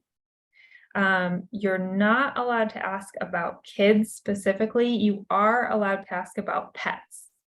Sometimes people get confused about that. Pets are not a protected class. And if you are looking at condos, that's going to be really important what pets they have and what types. We talked about this already. What are your non-negotiables? Beyond your top 5 needs, what is something you really need? And do you have a preference for the year the house was built? Do you want move-in condition or are you ready to do some work on it? When people visit your home, what should it say about you? Any specific features you'd like to add? Will you require accessibility options? So a couple things I would add to this list and just kind of mentally add to are whatever they say, really clarify, because a lot of times buyers will give you very generic statements like, we want a big yard. Okay, big, tell me more. Small, that's so subjective. Is an acre okay? Is an acre too big? Is it too small? If it's an acre that's completely flat and grass and you have to mow the entire thing, is that what you want? Or do you want like a little bit of usable space for the backyard and then the rest can be woods? And obviously you're going to say this in a nicer way that's less judgmental about it, but you see how asking very clarifying questions will help you determine what they're looking for and make sure you're on the same page. While we're talking about the wish list, let's cover really quickly the questions of safety in schools. Has anyone encountered those questions yet? Is this a safe area? Are these good schools? What do we say to those questions? Actually, I had somebody out of state from Washington State one time ask that, and I just sent them all the information so they can make their own choices of the area that they were looking at. That should be the default answer regardless of where they're living and where you're living. Yes. Mhm. Be There are the resources out there for school ratings, that kind of thing. Because good schools, right? What does that mean to somebody? For subjective. somebody who has like a kid who's really musical, they want a school that has a great music program, right? For, you know, it all depends on what they're really looking for and what a good school means to them. So this is one I like to be the source of the source. I think all of our brokers would be very pleased if we were the source of the source. We are not allowed to give opinions on this stuff, you guys. It's important to be very clear. Don't give opinions, you can give facts. You can provide information. My go-to response with the safety question is to tell the first I make a joke and then I give them advice. So the joke is, I grew up in Detroit, well, suburbs, but I grew up in Detroit, so everywhere in Massachusetts feels safe to me. It's all about what you're used to and what you feel comfortable with. Then my advice to them is spend some time driving around different areas, different neighborhoods, specifically at night. Stop into local bars and restaurants, talk to the people, see how you feel. A lot of safety is just like feeling. And then for data, you can do your research online. You can also call the local police department. Don't call 911, but call the police department and ask them about any calls they've had on that street or that neighborhood. And that way you're the source of the source, you're providing information, but you're letting them do the decision-making. And when you frame it in terms of, this is really a personal decision, and a lot of ways it's a gut decision, that means they need to go and do their research and find out. If they're not familiar with the areas, that's going to be an important like part of the process for them to go and do. Any questions on that? Because I know those conversations can be somewhat uncomfortable sometimes.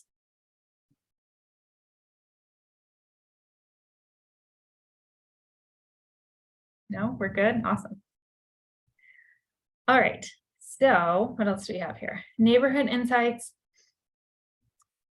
I probably wouldn't put this in the buyer console, you guys, just because that means that you have to customize every single one every time. And God forbid you forget and you bring one with somebody else's neighborhood info, that would just be kind of weird. So this is an option, but just know that this will require more time. How buying a home works.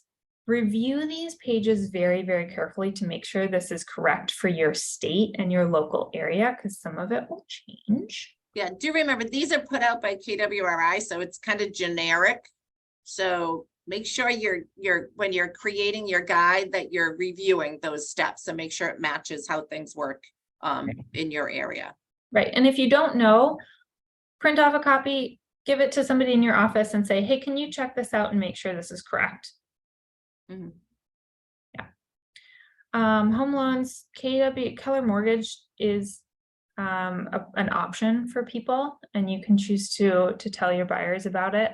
I haven't used it with any of my clients, but I've heard good things.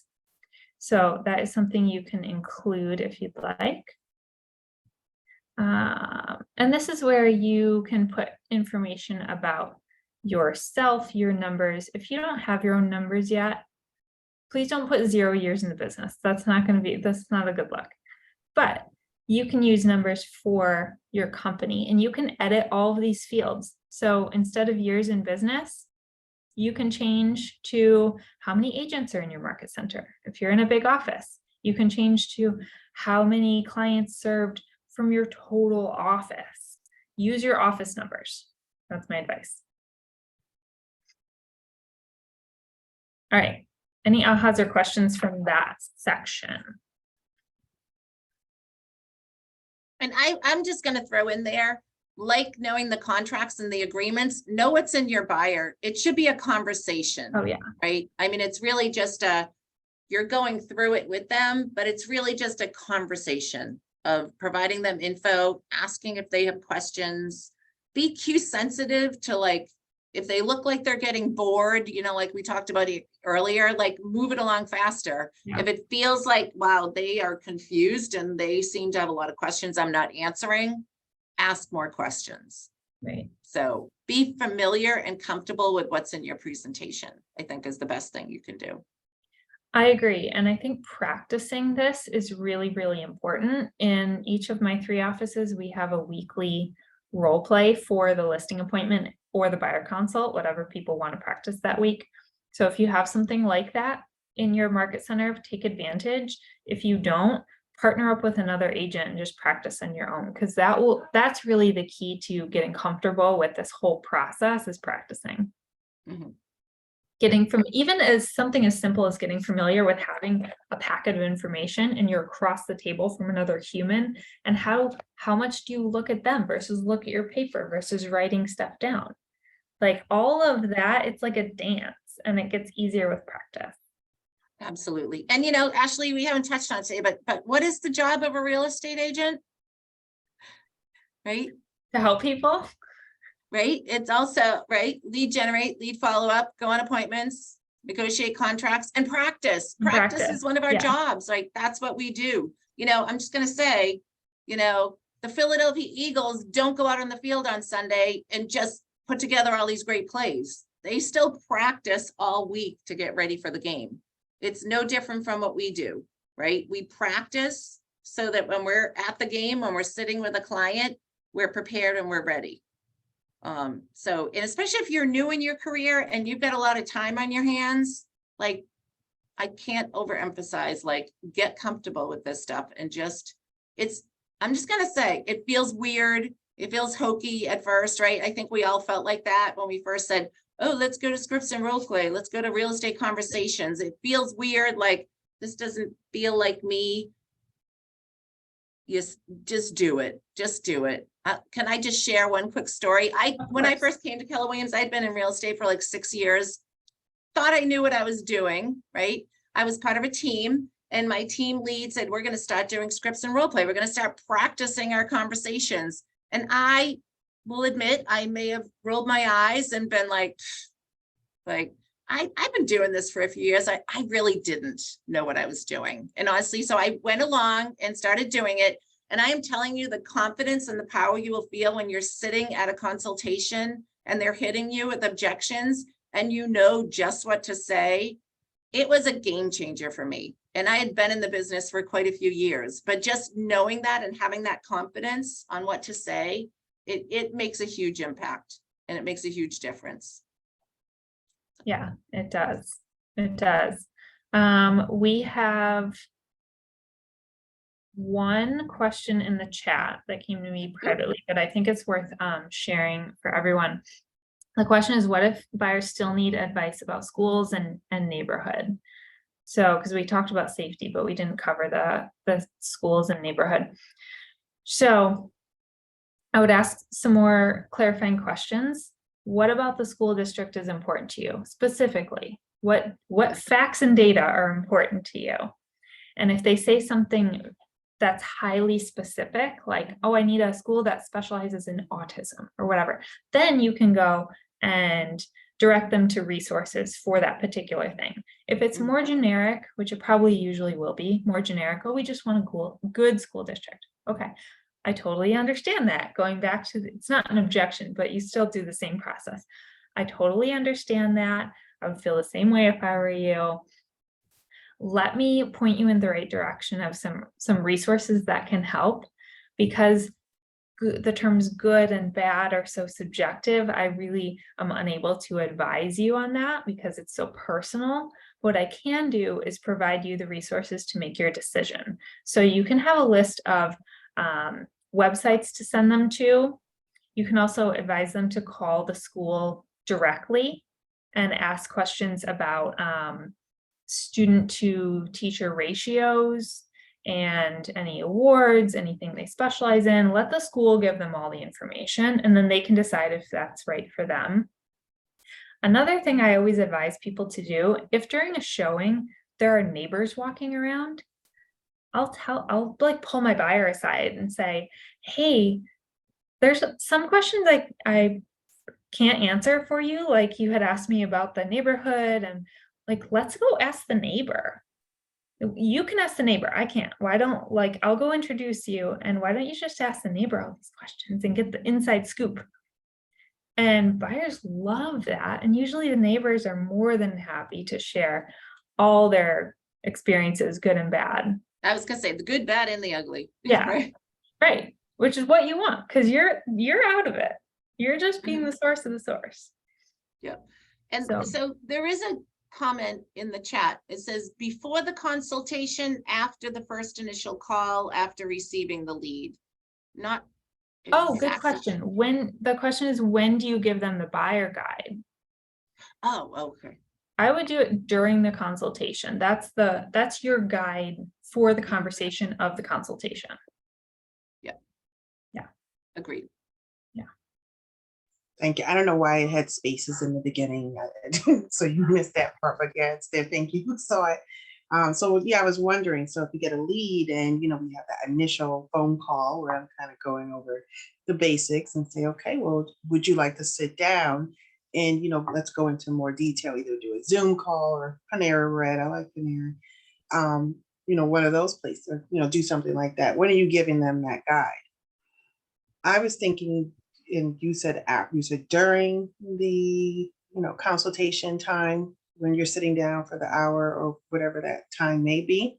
But if I gave it to them beforehand, a lot of the questions, so they're prepared when I come, they know they're already thinking about it, just based off of what the guide that you showed us. Sure, there have been times when I've sent it in advance.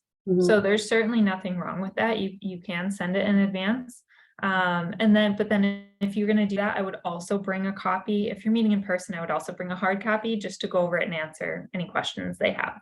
Oh, But sometimes they'll ask you for it in advance. They'll be like, is there any info you can send me? Of course, I'd be happy to send this to you, and then we can review it at our meeting.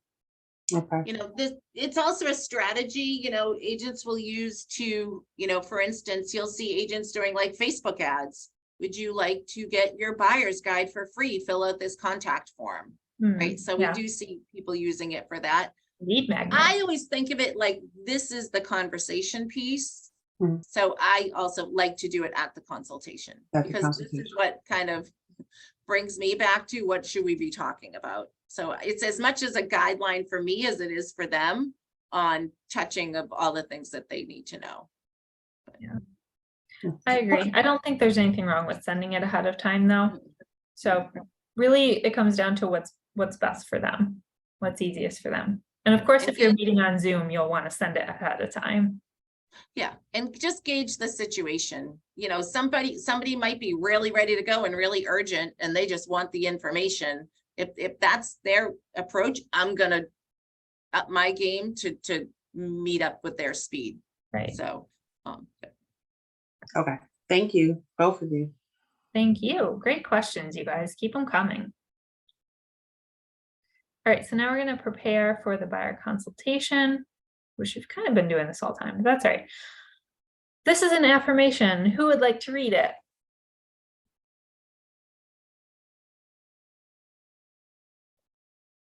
I will. Thank you. I am knowledgeable and caring and the best agent for these clients. They will appreciate my expertise and preparation and choose me to represent them as they buy a home. Love that. Keep that with you. That is printed on your guide on page 10, right in the center. I think that's a great way to get your mindset right. So when you're arriving early, maybe just tell yourself that. You can put it in your notes app on your phone and tell yourself you're there to help them. You're knowledgeable, you're caring, even if you don't know everything, which you never will know everything. You have the resources. You're backed by the largest company that can help you answer all their questions and get them what they need. So you're well equipped to help these people. And if for some reason you're not a good fit, listen, occasionally it won't be a good fit. An example would be we all know that commercial real estate is a whole different world. If you're brand new to the business, I probably wouldn't take on a commercial deal unless you have a mentor who can help you with it. That might be a situation where it's better for everybody involved to refer them to somebody else. Like I said, unless you have somebody who can really, you can shadow them and work with them. But that would be an example of, you know what, maybe I'm not the right agent for you for this situation. Let me refer you to somebody who would be a better fit. And that's okay too. Or maybe they're looking in an area that's way further out than you thought. Or maybe they didn't know where they were going to end up looking because they didn't have a realistic view of what price points were like. And they're going to end up an hour west. And you know that you're not going to be able to give them the highest level of service being that far away. Yeah. And for me, that would be a, hey, that is not my area of expertise. I would love to connect you with somebody who really knows that market. Right. Yeah. Get yourself a referral fee, move on to the next one. Or it might be worthwhile for you to take on that buyer, get that experience, and learn a different market. So it's just a matter of, at that point, it's a business decision in that example. Mhm. But regardless, the point is that you are knowledgeable and caring, and you're either going to service them at a high level yourself or find them somebody else who will, who's a good fit. Yep. All right, so we have a little exercise, welcoming the buyer. We're still on page 10 here, and we have a script. Does anyone want to role play this quickly?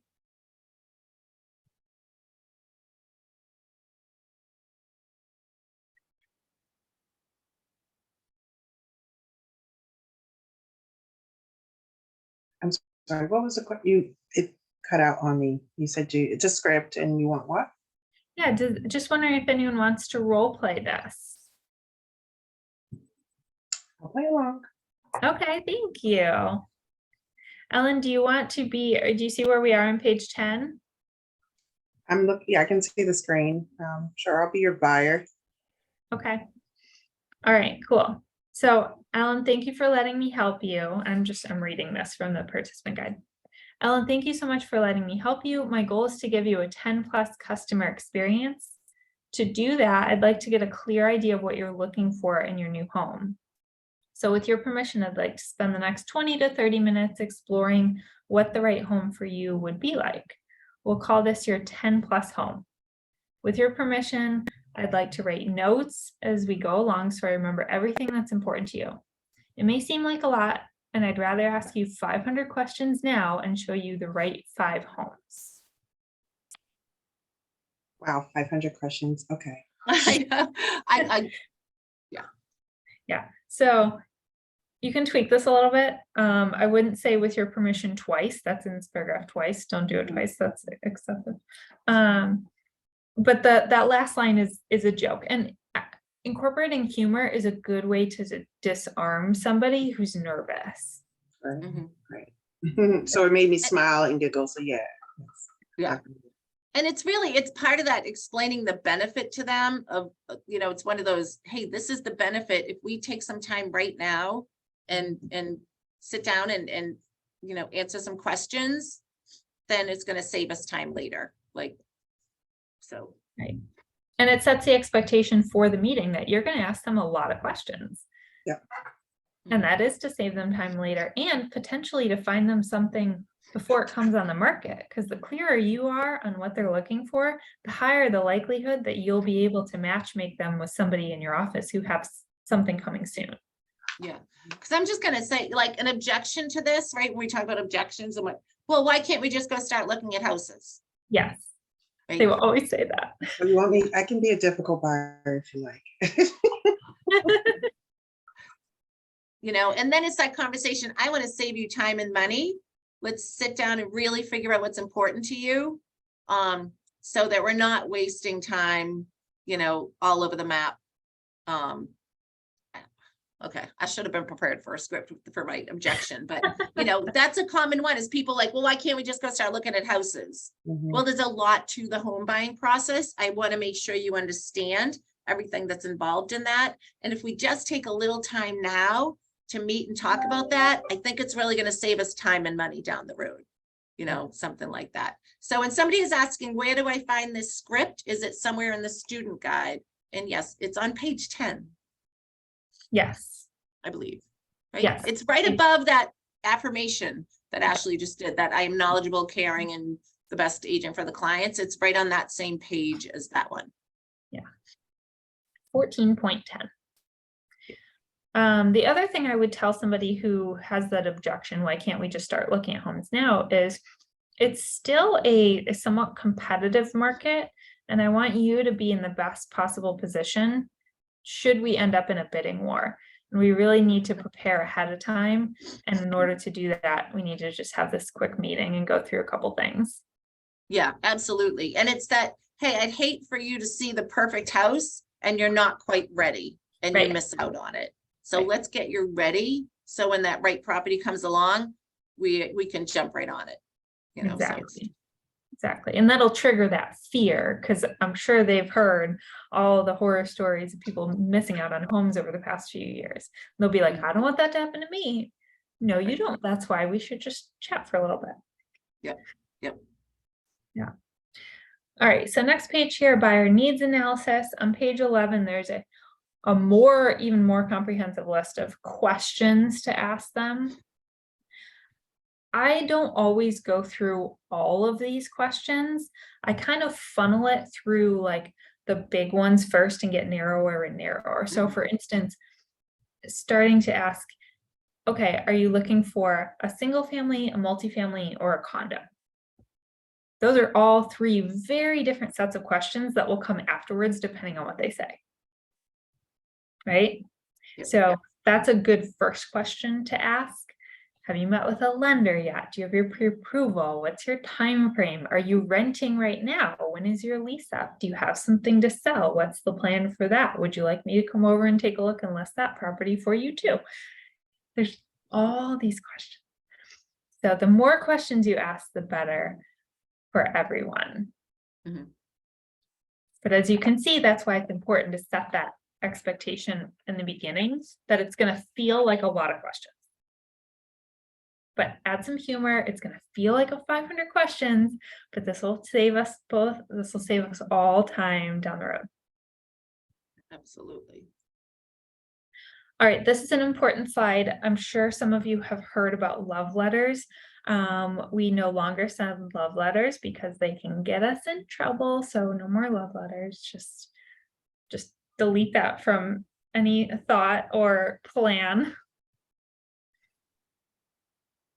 So, yeah, and if people ask you about love letters, just explain to them that, you know, there is a liability in regards to, you know, and why. Yeah. You know, and it's fair housing violations, it's all that kind of stuff. I have So- to ask him, but I don't know what you mean by that, a love letter. What do you, I mean, when you say a love letter, I used to send my wife love letters when I was in the service, so I don't think they're the same thing, right? No, so back in the not so distant past, a lot of times when buyer's agents were trying to get their offers accepted, they would send a letter from I'm guilty of this too. I've done this years ago. They would send a letter with the offer saying, here's my buyer, or even the buyers would write them sometimes. Here's our family. Sometimes there's a picture. Here's what we love about the neighborhood. It's well-intentioned, but because a lot of times there's race or like family status and all these different protected classes that come out through the nature of these letters, it could be potentially discriminatory on the seller's part when they're looking at several letters and they're like, well, these people seem more like people I want to buy my house, when that shouldn't be legally, that cannot be a factor. It just has to be the terms of the offer. Does that make sense? Mhm. Yeah, that makes sense. I mean, I what you're saying and what I'm learning there, right, that, you're right, that's not even practice on today. When I got done doing classes, that wasn't, that kind of a stuff that you're talking about is not even discussed today anymore. It's Well, I more would hope looking- not, but just in case. No, you it's more heard about this. liability and how to present yourself with your client and how the office is run and treating others fairly and stuff like that, but Mhm. yeah, I can see how this could be a liability, this love letter. Yeah. It used to be very popular. I'm glad it's not a thing anymore. So if you've never done it, don't worry about it. All right. Any ahas from this section?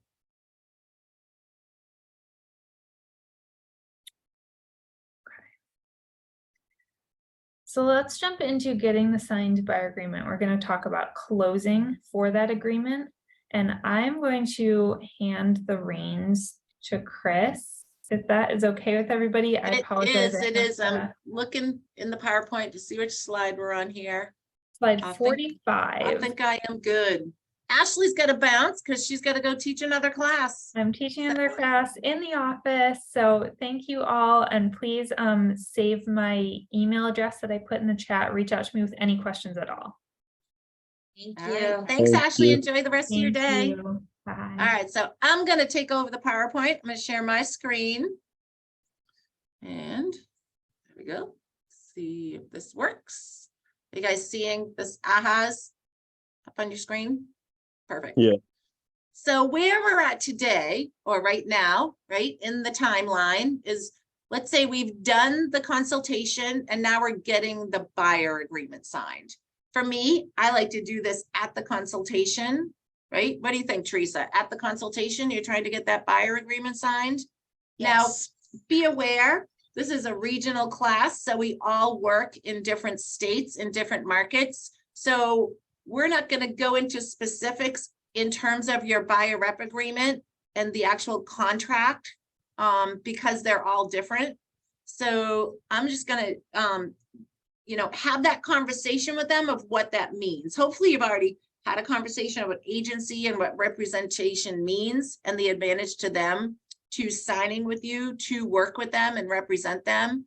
And then as I said before, get really comfortable and confident with those agreements. That is one of the best things you can do for yourself, because the more comfortable and confident you are, the easier it's going to be to get people to sign them. And if people are hesitant to sign an agreement to work with you, there's a reason why. And most of the time it's because they have questions that haven't been answered, or they're afraid to make the commitment because they don't really know, like, and trust you yet. Okay. So if they're not willing to take that next step, ask more questions and try to figure out why. What do you think, Teresa? What's a common reason somebody might not want to sign a buyer agreement? Well, they're a little bit on the fence. They may have other interviews, so they don't want to sign right then. Yep. And depending on your office policy, the time of your agreement could be flexible. Let's just sign an agreement for a week and see how we like working together. Let's sign an agreement for a month. Let's sign an agreement for 6 months, whatever. And if you have a minimum time period in your market center, do it the way your market center policy works. But here you can do a 1-day agreement if you want. And so, if somebody's really hesitant to sign, I think it's, ask more questions and dig a little deeper as to why they're afraid to make that commitment. Any other thoughts on that, Teresa? I'm just gonna say personally, I haven't run into a lot of people don't want to sign. Once you explain the value, the benefit, they see you're knowledgeable on the process. It's just the natural progression of the relationship. And again, building that trust that you talked about, Chris, like when you're communicating with them and learning what they want, and when they know that you're interested in them, that's when you're going to build that trust. Yep. And I will just let them know flat out, hey, the expectation is, if you want me to start working for you and help you find a home, that we're going to solidify this relationship and sign an agreement. Any thoughts on that? Has anybody run into an issue with somebody not wanting to sign a buyer agreement? My thought is, what's the first thing you say when you pull out that form? What's the first thing I'm going to say when I pull out the buyer rep agreement? Yeah. Yep. I'm gonna refer back to our original conversation about relationships and agency. Which in Maine is supposed to be our first conversation with somebody. So that's one of the first things I'm always gonna touch on, is explaining what that means to be a client. And by the time I'm here, we've already kind of initially had that conversation. And so I'm referring back to, hey, you know what, once we have an agreement and you have hired me and you're officially my client, now I can do all these other things for you. I can give you advice. I can consult with you. I can do research on your behalf. Excuse me. Without a signed agreement, you can't do all those things for them.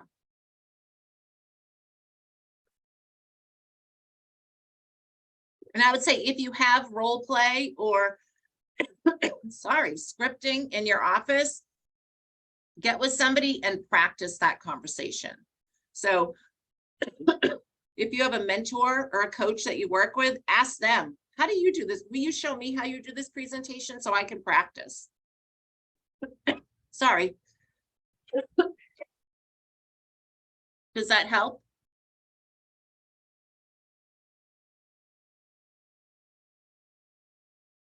I'll just go into it a little deeper with my mentor, because that was always one of the things I was worried about.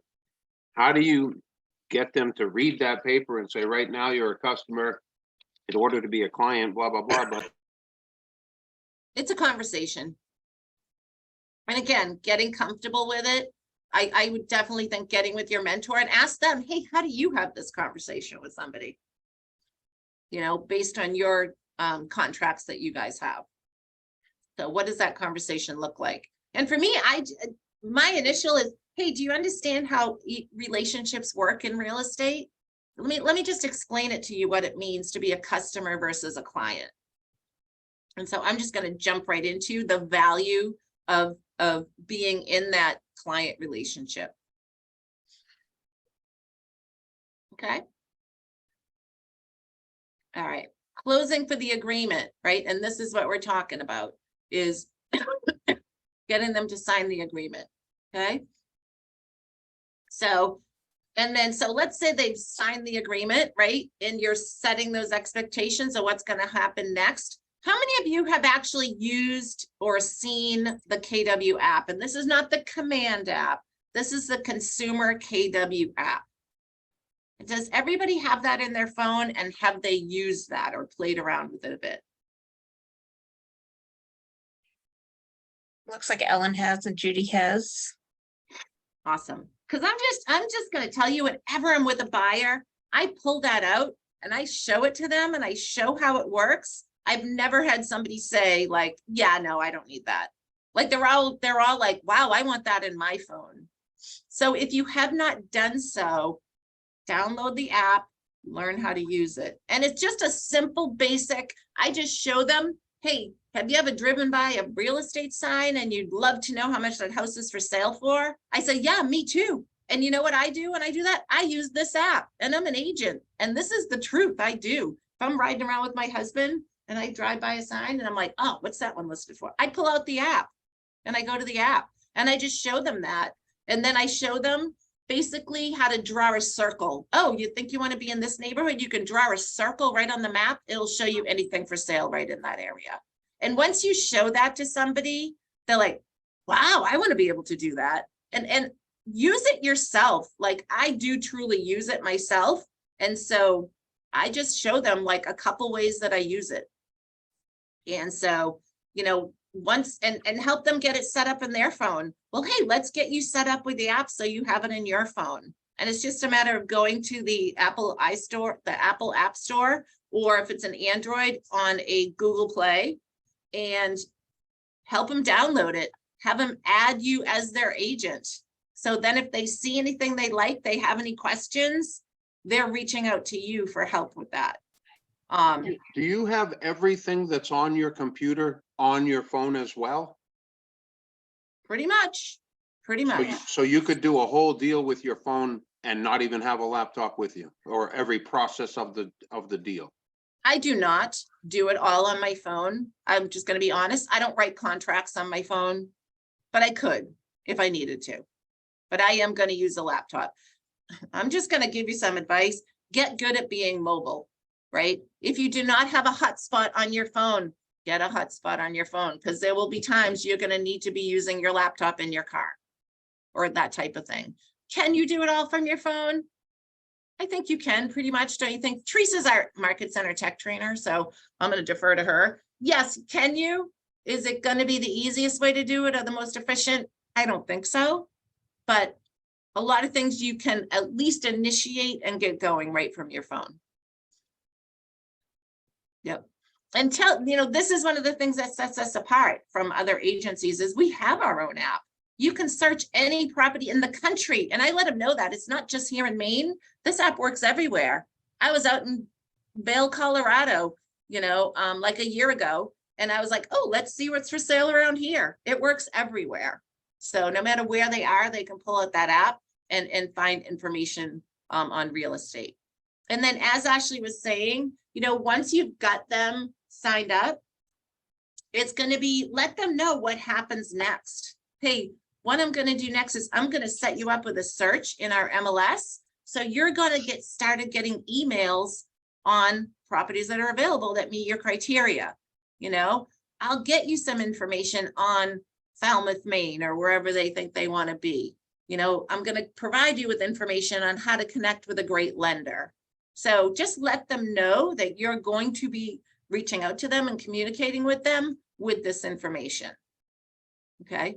I always like to have an excuse to have to call and follow up with something. And so let them know that these are the things you're going to start working on. Now you're working for them on their behalf. This is how it's going to start. Any questions on that?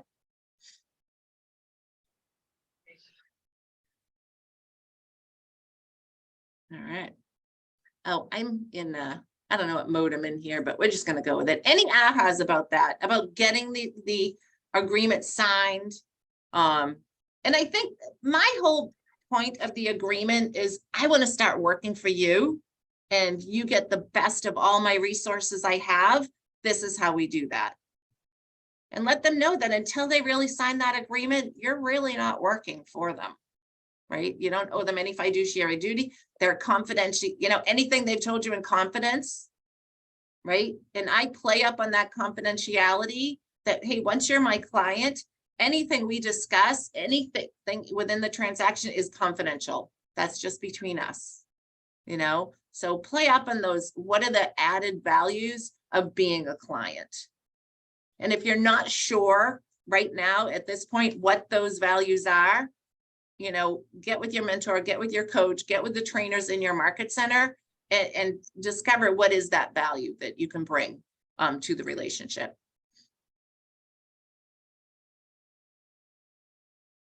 All right, so let's just talk about, since you've been working in Ignite and starting, getting your business launched here or relaunched, depending on how long you've been here.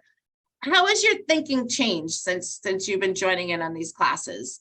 Or what ideas or mindsets have you been able to shift because of that?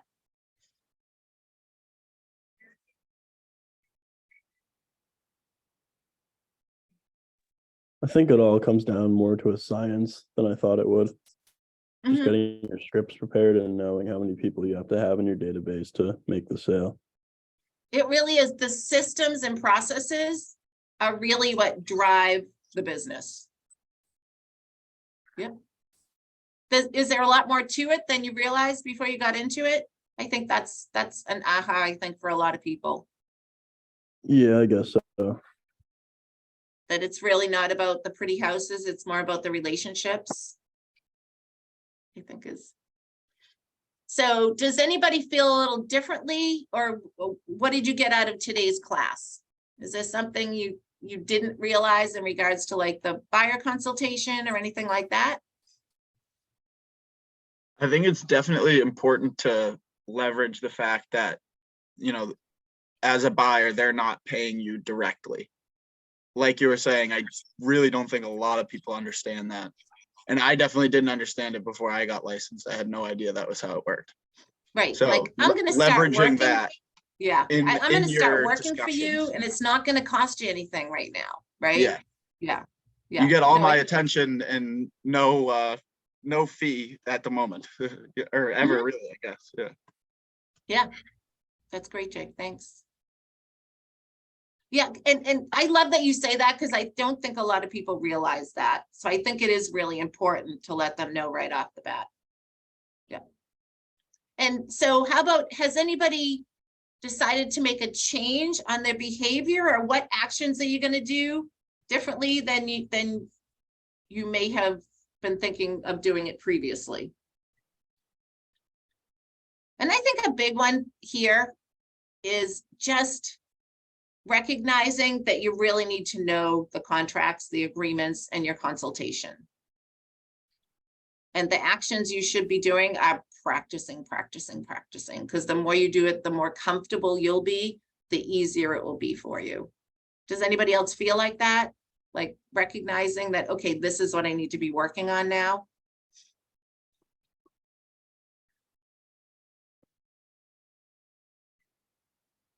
And how does that make you feel? How does that make you feel? Like, does it make you feel more confident, or does it scare you that now you have to start practicing this? I just feel a little, excuse me, I feel a little overwhelmed with everything. And you should be. Honestly, I love that you said that, Judy, because when new agents come to me and say, I'm overwhelmed, I'm like, yep, you're learning a lot of stuff. And I think if you're not overwhelmed, you're not diving in enough. So there is a lot to learn. So when you're planning your day each day, right, there's 800 things you could be doing. Really focus in on what are the key things that's going to drive my business forward. If you're not familiar with the agreements and the contracts, I would start right there, you know? So it's really identifying what are those key things you need to start talking to people. You need to start letting people know you're in real estate.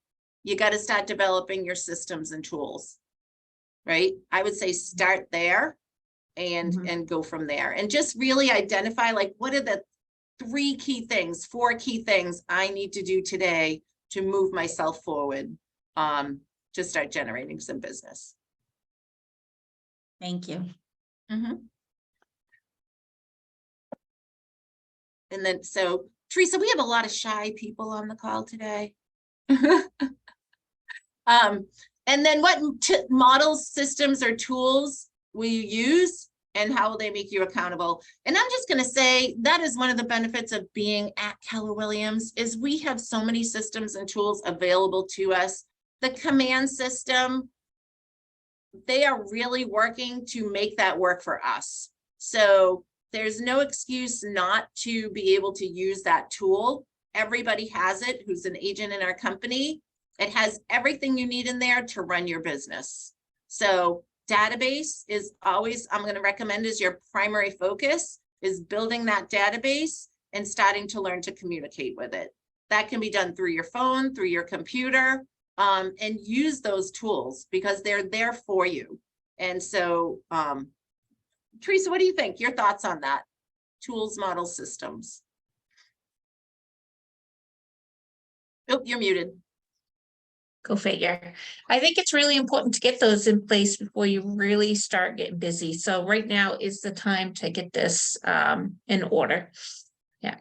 Yep. And I'm going to tell you, I know you're all inundated with emails. You're getting calls from companies that want you to buy this, buy that, shiny object. You need this, you need that. I'm just going to tell you, you don't need much of it, right? Pretty much everything you need to get your business off the ground, you have in the command system and the Keller Williams systems, right? Your tools, your database, your buyer agreements, your listing presentations, all of that is already available to you. Create a buyer agreement, a buyer consultation. It's not set in stone. I'm telling you, I kind of tweak mine like every 6 months. I'll revisit it, maybe add something to it, maybe remove something from it. So yeah, we say have a generic one ready to go. Yeah, but that doesn't mean 3 months down the road, you can't say, oh, wow, it'd be really great for them to have this information. I'm going to throw that into my buyer consultation. So I'm going to tell you, it's never a set it and forget it. It's create something that I have a resource to use when I need it. But just know, hey, if I don't love the way this presentation looks, I can change the looks of it. I can add info, that kind of stuff. So create those basic tools that you need. I would say database, right? Contracts, buyer presentation, listing presentation. I And have a so- question. Mhm. When you go on your consult, do you bring a copy for yourself as well as the buyer? So you can both have a copy, or do you just bring one copy? I just bring one copy for them personally. Okay. Now, I'm gonna tell you, when I show property, I give, if I'm printing out a listing sheet in that circumstance, I'm bringing one for myself and one for them. But in terms of the buyer consultation, hopefully you're gonna practice it so much, you're gonna know it. And that, you know, I'm gonna be presenting it to them, but it's gonna be for them. I don't bring my own. Okay. Yep. And if I'm doing it via Zoom, I will use like a PowerPoint, or even just bring it up on your screen and scroll through it as you're having the conversation. Thank you. Okay. All right. All right. So let's talk about the success system, right? So this is the daily plan. This is what we used to call the 10-4 back in the day, right, Teresa? But they've added in that social media piece of it. So now they're calling it the daily success system. I am just going to tell you, this is a promise. If you do this every day, you will get business. Like, you will get business. Okay. So you got to be talking to people. You got to be having conversations with people. You got to be adding people to your database. So they've set the bar, I'm just going to say fairly low here. This should be your minimum standards every day. And if you don't have any ongoing transactions and inspections to go to and all that stuff, this is what your time is spent doing, right? It's talking to people. Where can I go to put myself in front of people that I can talk about real estate? Okay. Yep. Brian, did you want to add to that?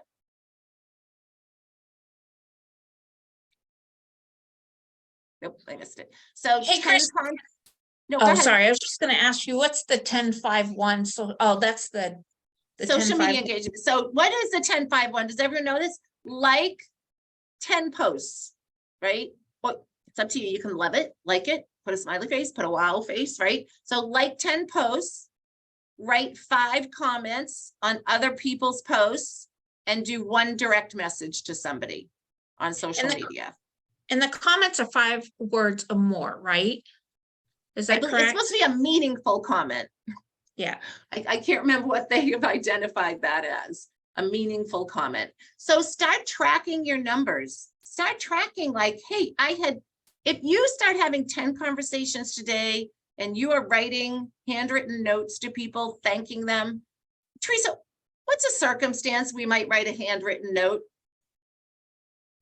Well, a referral, if somebody refers somebody to you, you could also, if you have a buyer who's looking for a certain area, you could handwrite a note to somebody if they're looking for that particular neighborhood, like your buyer's looking. You can say, I Yep. have somebody who's looking here. Yeah. Yep. It could be it was so great to meet with you and go over the buyer report. Looking forward to working with you. Yeah. Right? Keep it simple, right? The guy that worked on your car, send him a nice note. It was so great. You did such a great job on my car. So thankful. Right? So Even like when you see Facebook, like engagements like graduation, baby showers, weddings, reach out to the retirements, people. congratulations. Yeah. And you don't have to overthink it. They don't have to be Keller Williams note cards. They don't have to be a certain size, a certain color, anything like that, right?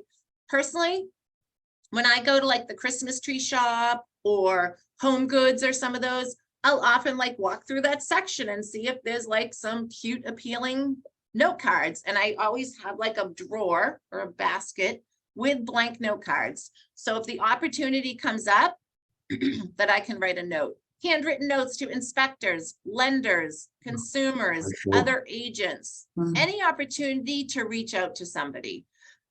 Handwritten notes are kind of rare these days. Super easy to send a text message. It was so great to see you yesterday.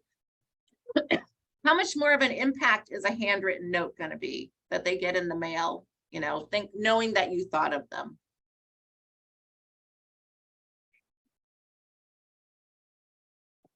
Sorry. Enrichments. What do we mean by enrichments?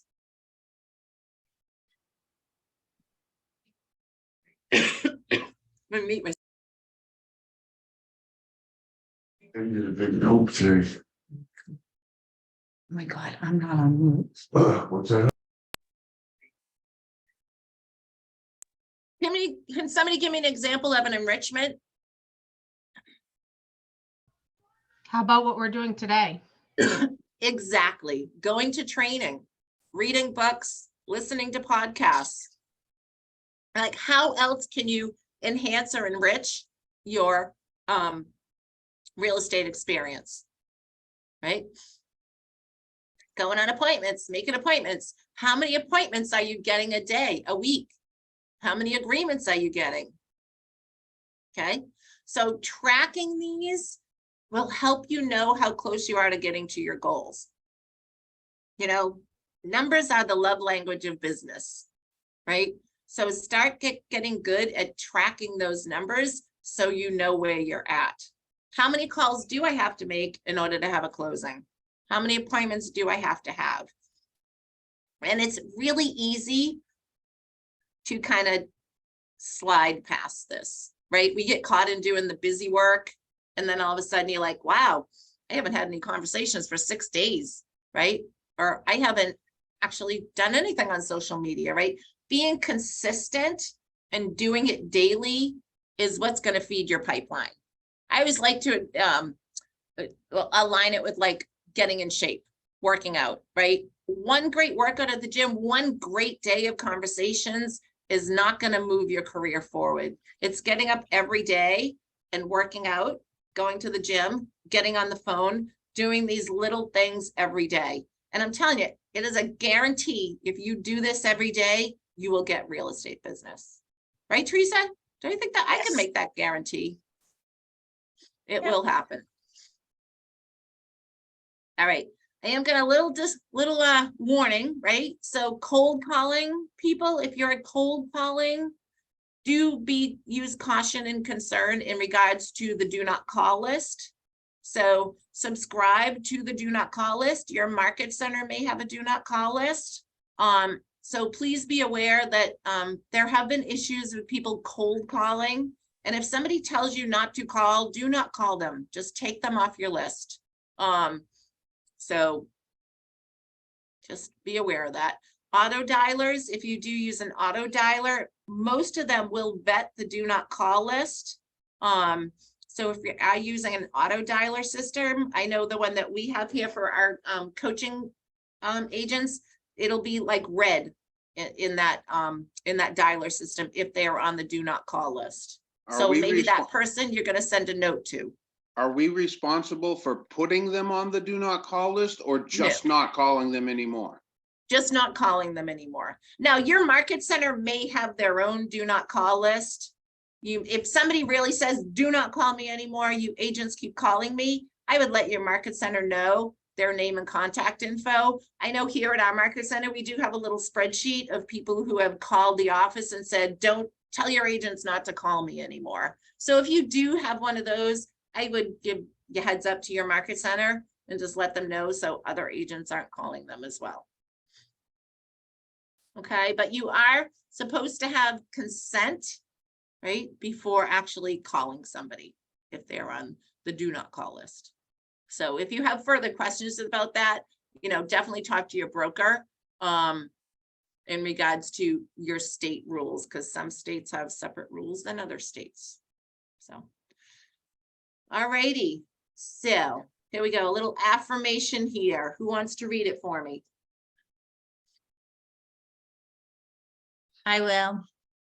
There I we go. engage every conversation in the spirit of contribution, and people are happy to be in a relationship with me. Very good. So tell yourself that, hey, I'm here to help people. I'm here to help people. And I engage in the conversations, and people are going to be happy to work with me. I'm going to bring value to them. All right, so we've got some role model play roles. So how many of you have role playing or some sort of scripting or conversations happening in your market center on a regular basis?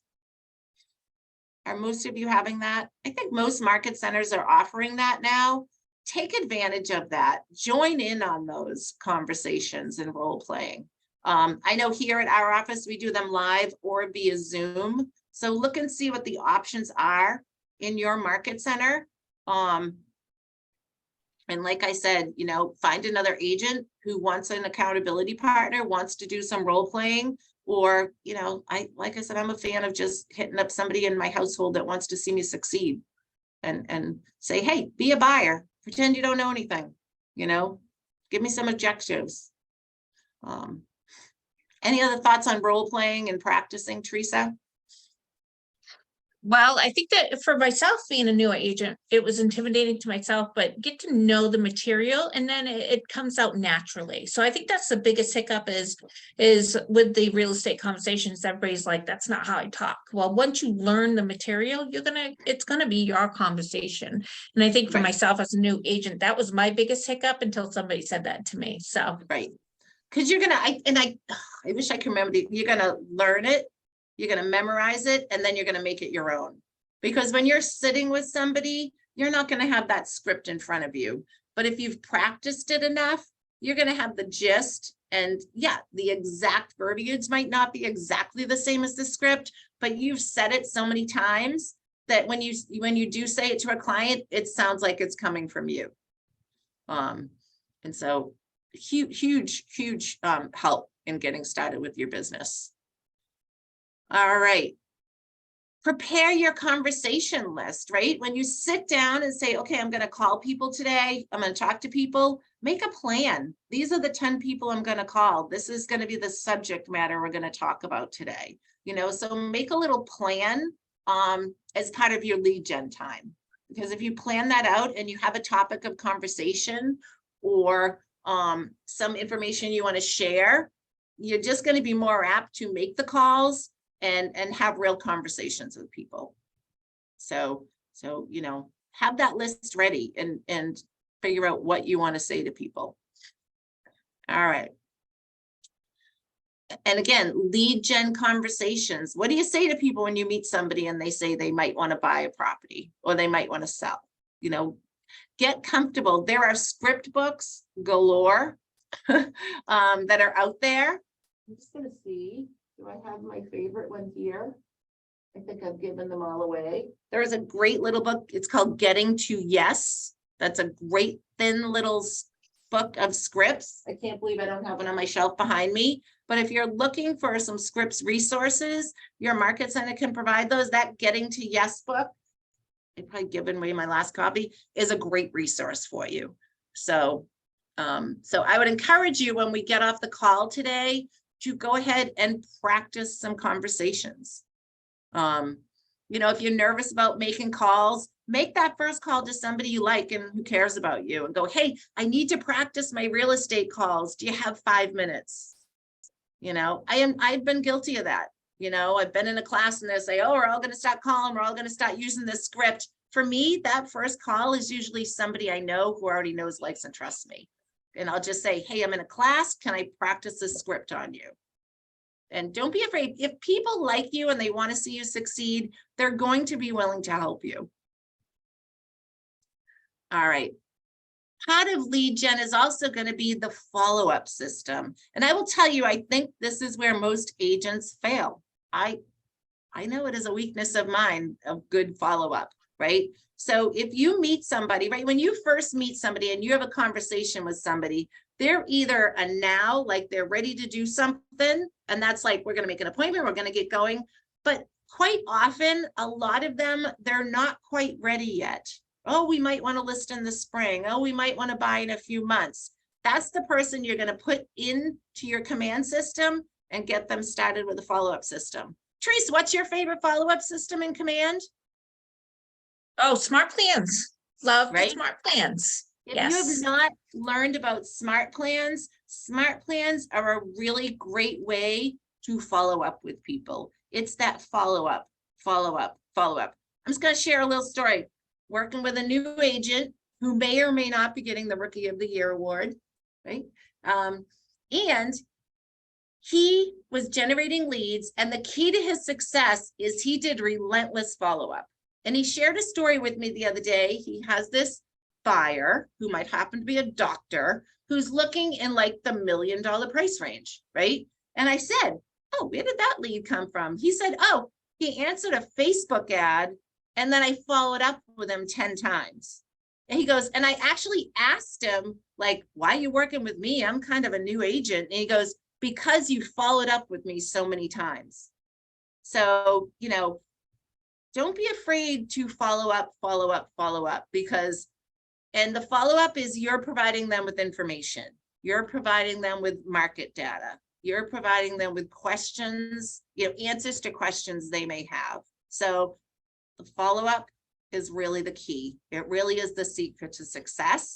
Put them into a system for follow-up. Now, if you are using the Command app to communicate with people, which is basically open up your Command app, go to your contacts, say, make a call basically through your Command app, it's going to keep track of all that. And then you can keep notes in your database. And so for me, sometimes I'm like, oh, who should I be calling with? I can sort my database by who did I contact last, or when was the last time I contacted this person? So if you're keeping track of that or setting up tasks and reminders for yourself, okay, I followed up with this person today. I'm going to follow up again next Monday. I'm going to follow up again Tuesday, whatever. Create a task for yourself so that you've got a plan for that follow-up system. What do you think, Teresa? Any other thoughts on follow-up? I think that's good. It's really important. And then, you know, celebrate your wins, celebrate your successes. You know, being in sales, we do get some no's every once in a while. We have transactions that fall apart and don't happen. So celebrate the wins, celebrate, hey, I got them to commit to an appointment. I got them to sign their buyer rep agreement. You know, celebrate those little wins along the way, and you're going to appreciate it that much more. So a great conversation can be a success. Okay. Wow, I met somebody new today. I met a fantastic lender today. Celebrate that and get good at celebrating that, because, you know, it's not always happy. And there's our success system. Do your success system every day. Be honest with yourself. Have some accountability. Am I really doing my job? And so this is how you're going to know, am I really doing my job? Am I really doing these things every day? Get some help. If you don't know the Command system, if you need some training, there are so many resources out there. Reach out to your market center. If you have a tech trainer, if you have a coach that you work with, let them know, hey, I need some help in learning this system better. Within Connect, which is kwconnect.com, there are so many resources available to you. So if I have a question for you. Sure. Let's say that I put all the personal friends that I know, because I just started this business. I literally just got my license last week. So excellent. So I haven't even done an open house or anything yet. So my question to you is, let's pretend that I put all of my family and all of my friends and everybody that I know right now that has nothing to do with Keller Williams into Command. And a year from now, I decide to go to another company. Do they own all those people that I knew before I was even involved in real estate? They do not. You can export your database at any time.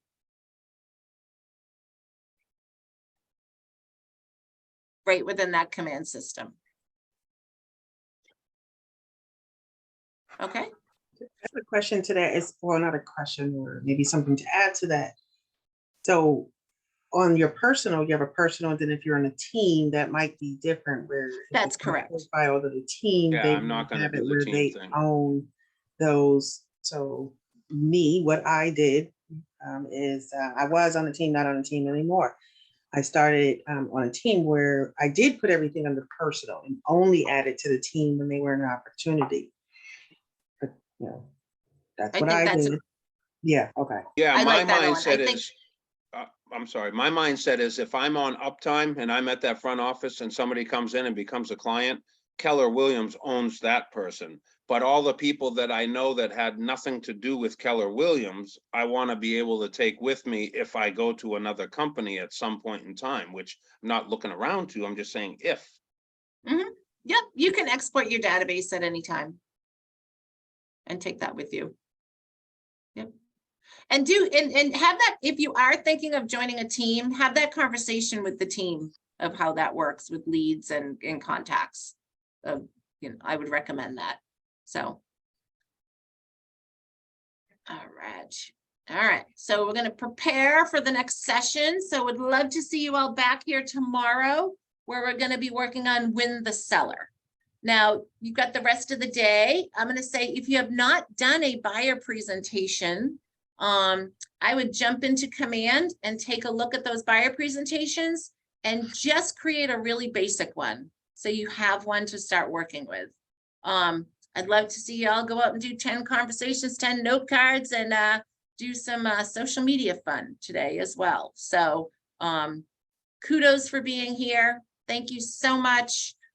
So Teresa and I can both be found at Keller Williams, Maine. Teresa is on a lot of these Ignite calls, so please don't hesitate. If you have questions, feel free to reach out, and that's what we're here for. Happy to help. So any last questions before we say goodbye today?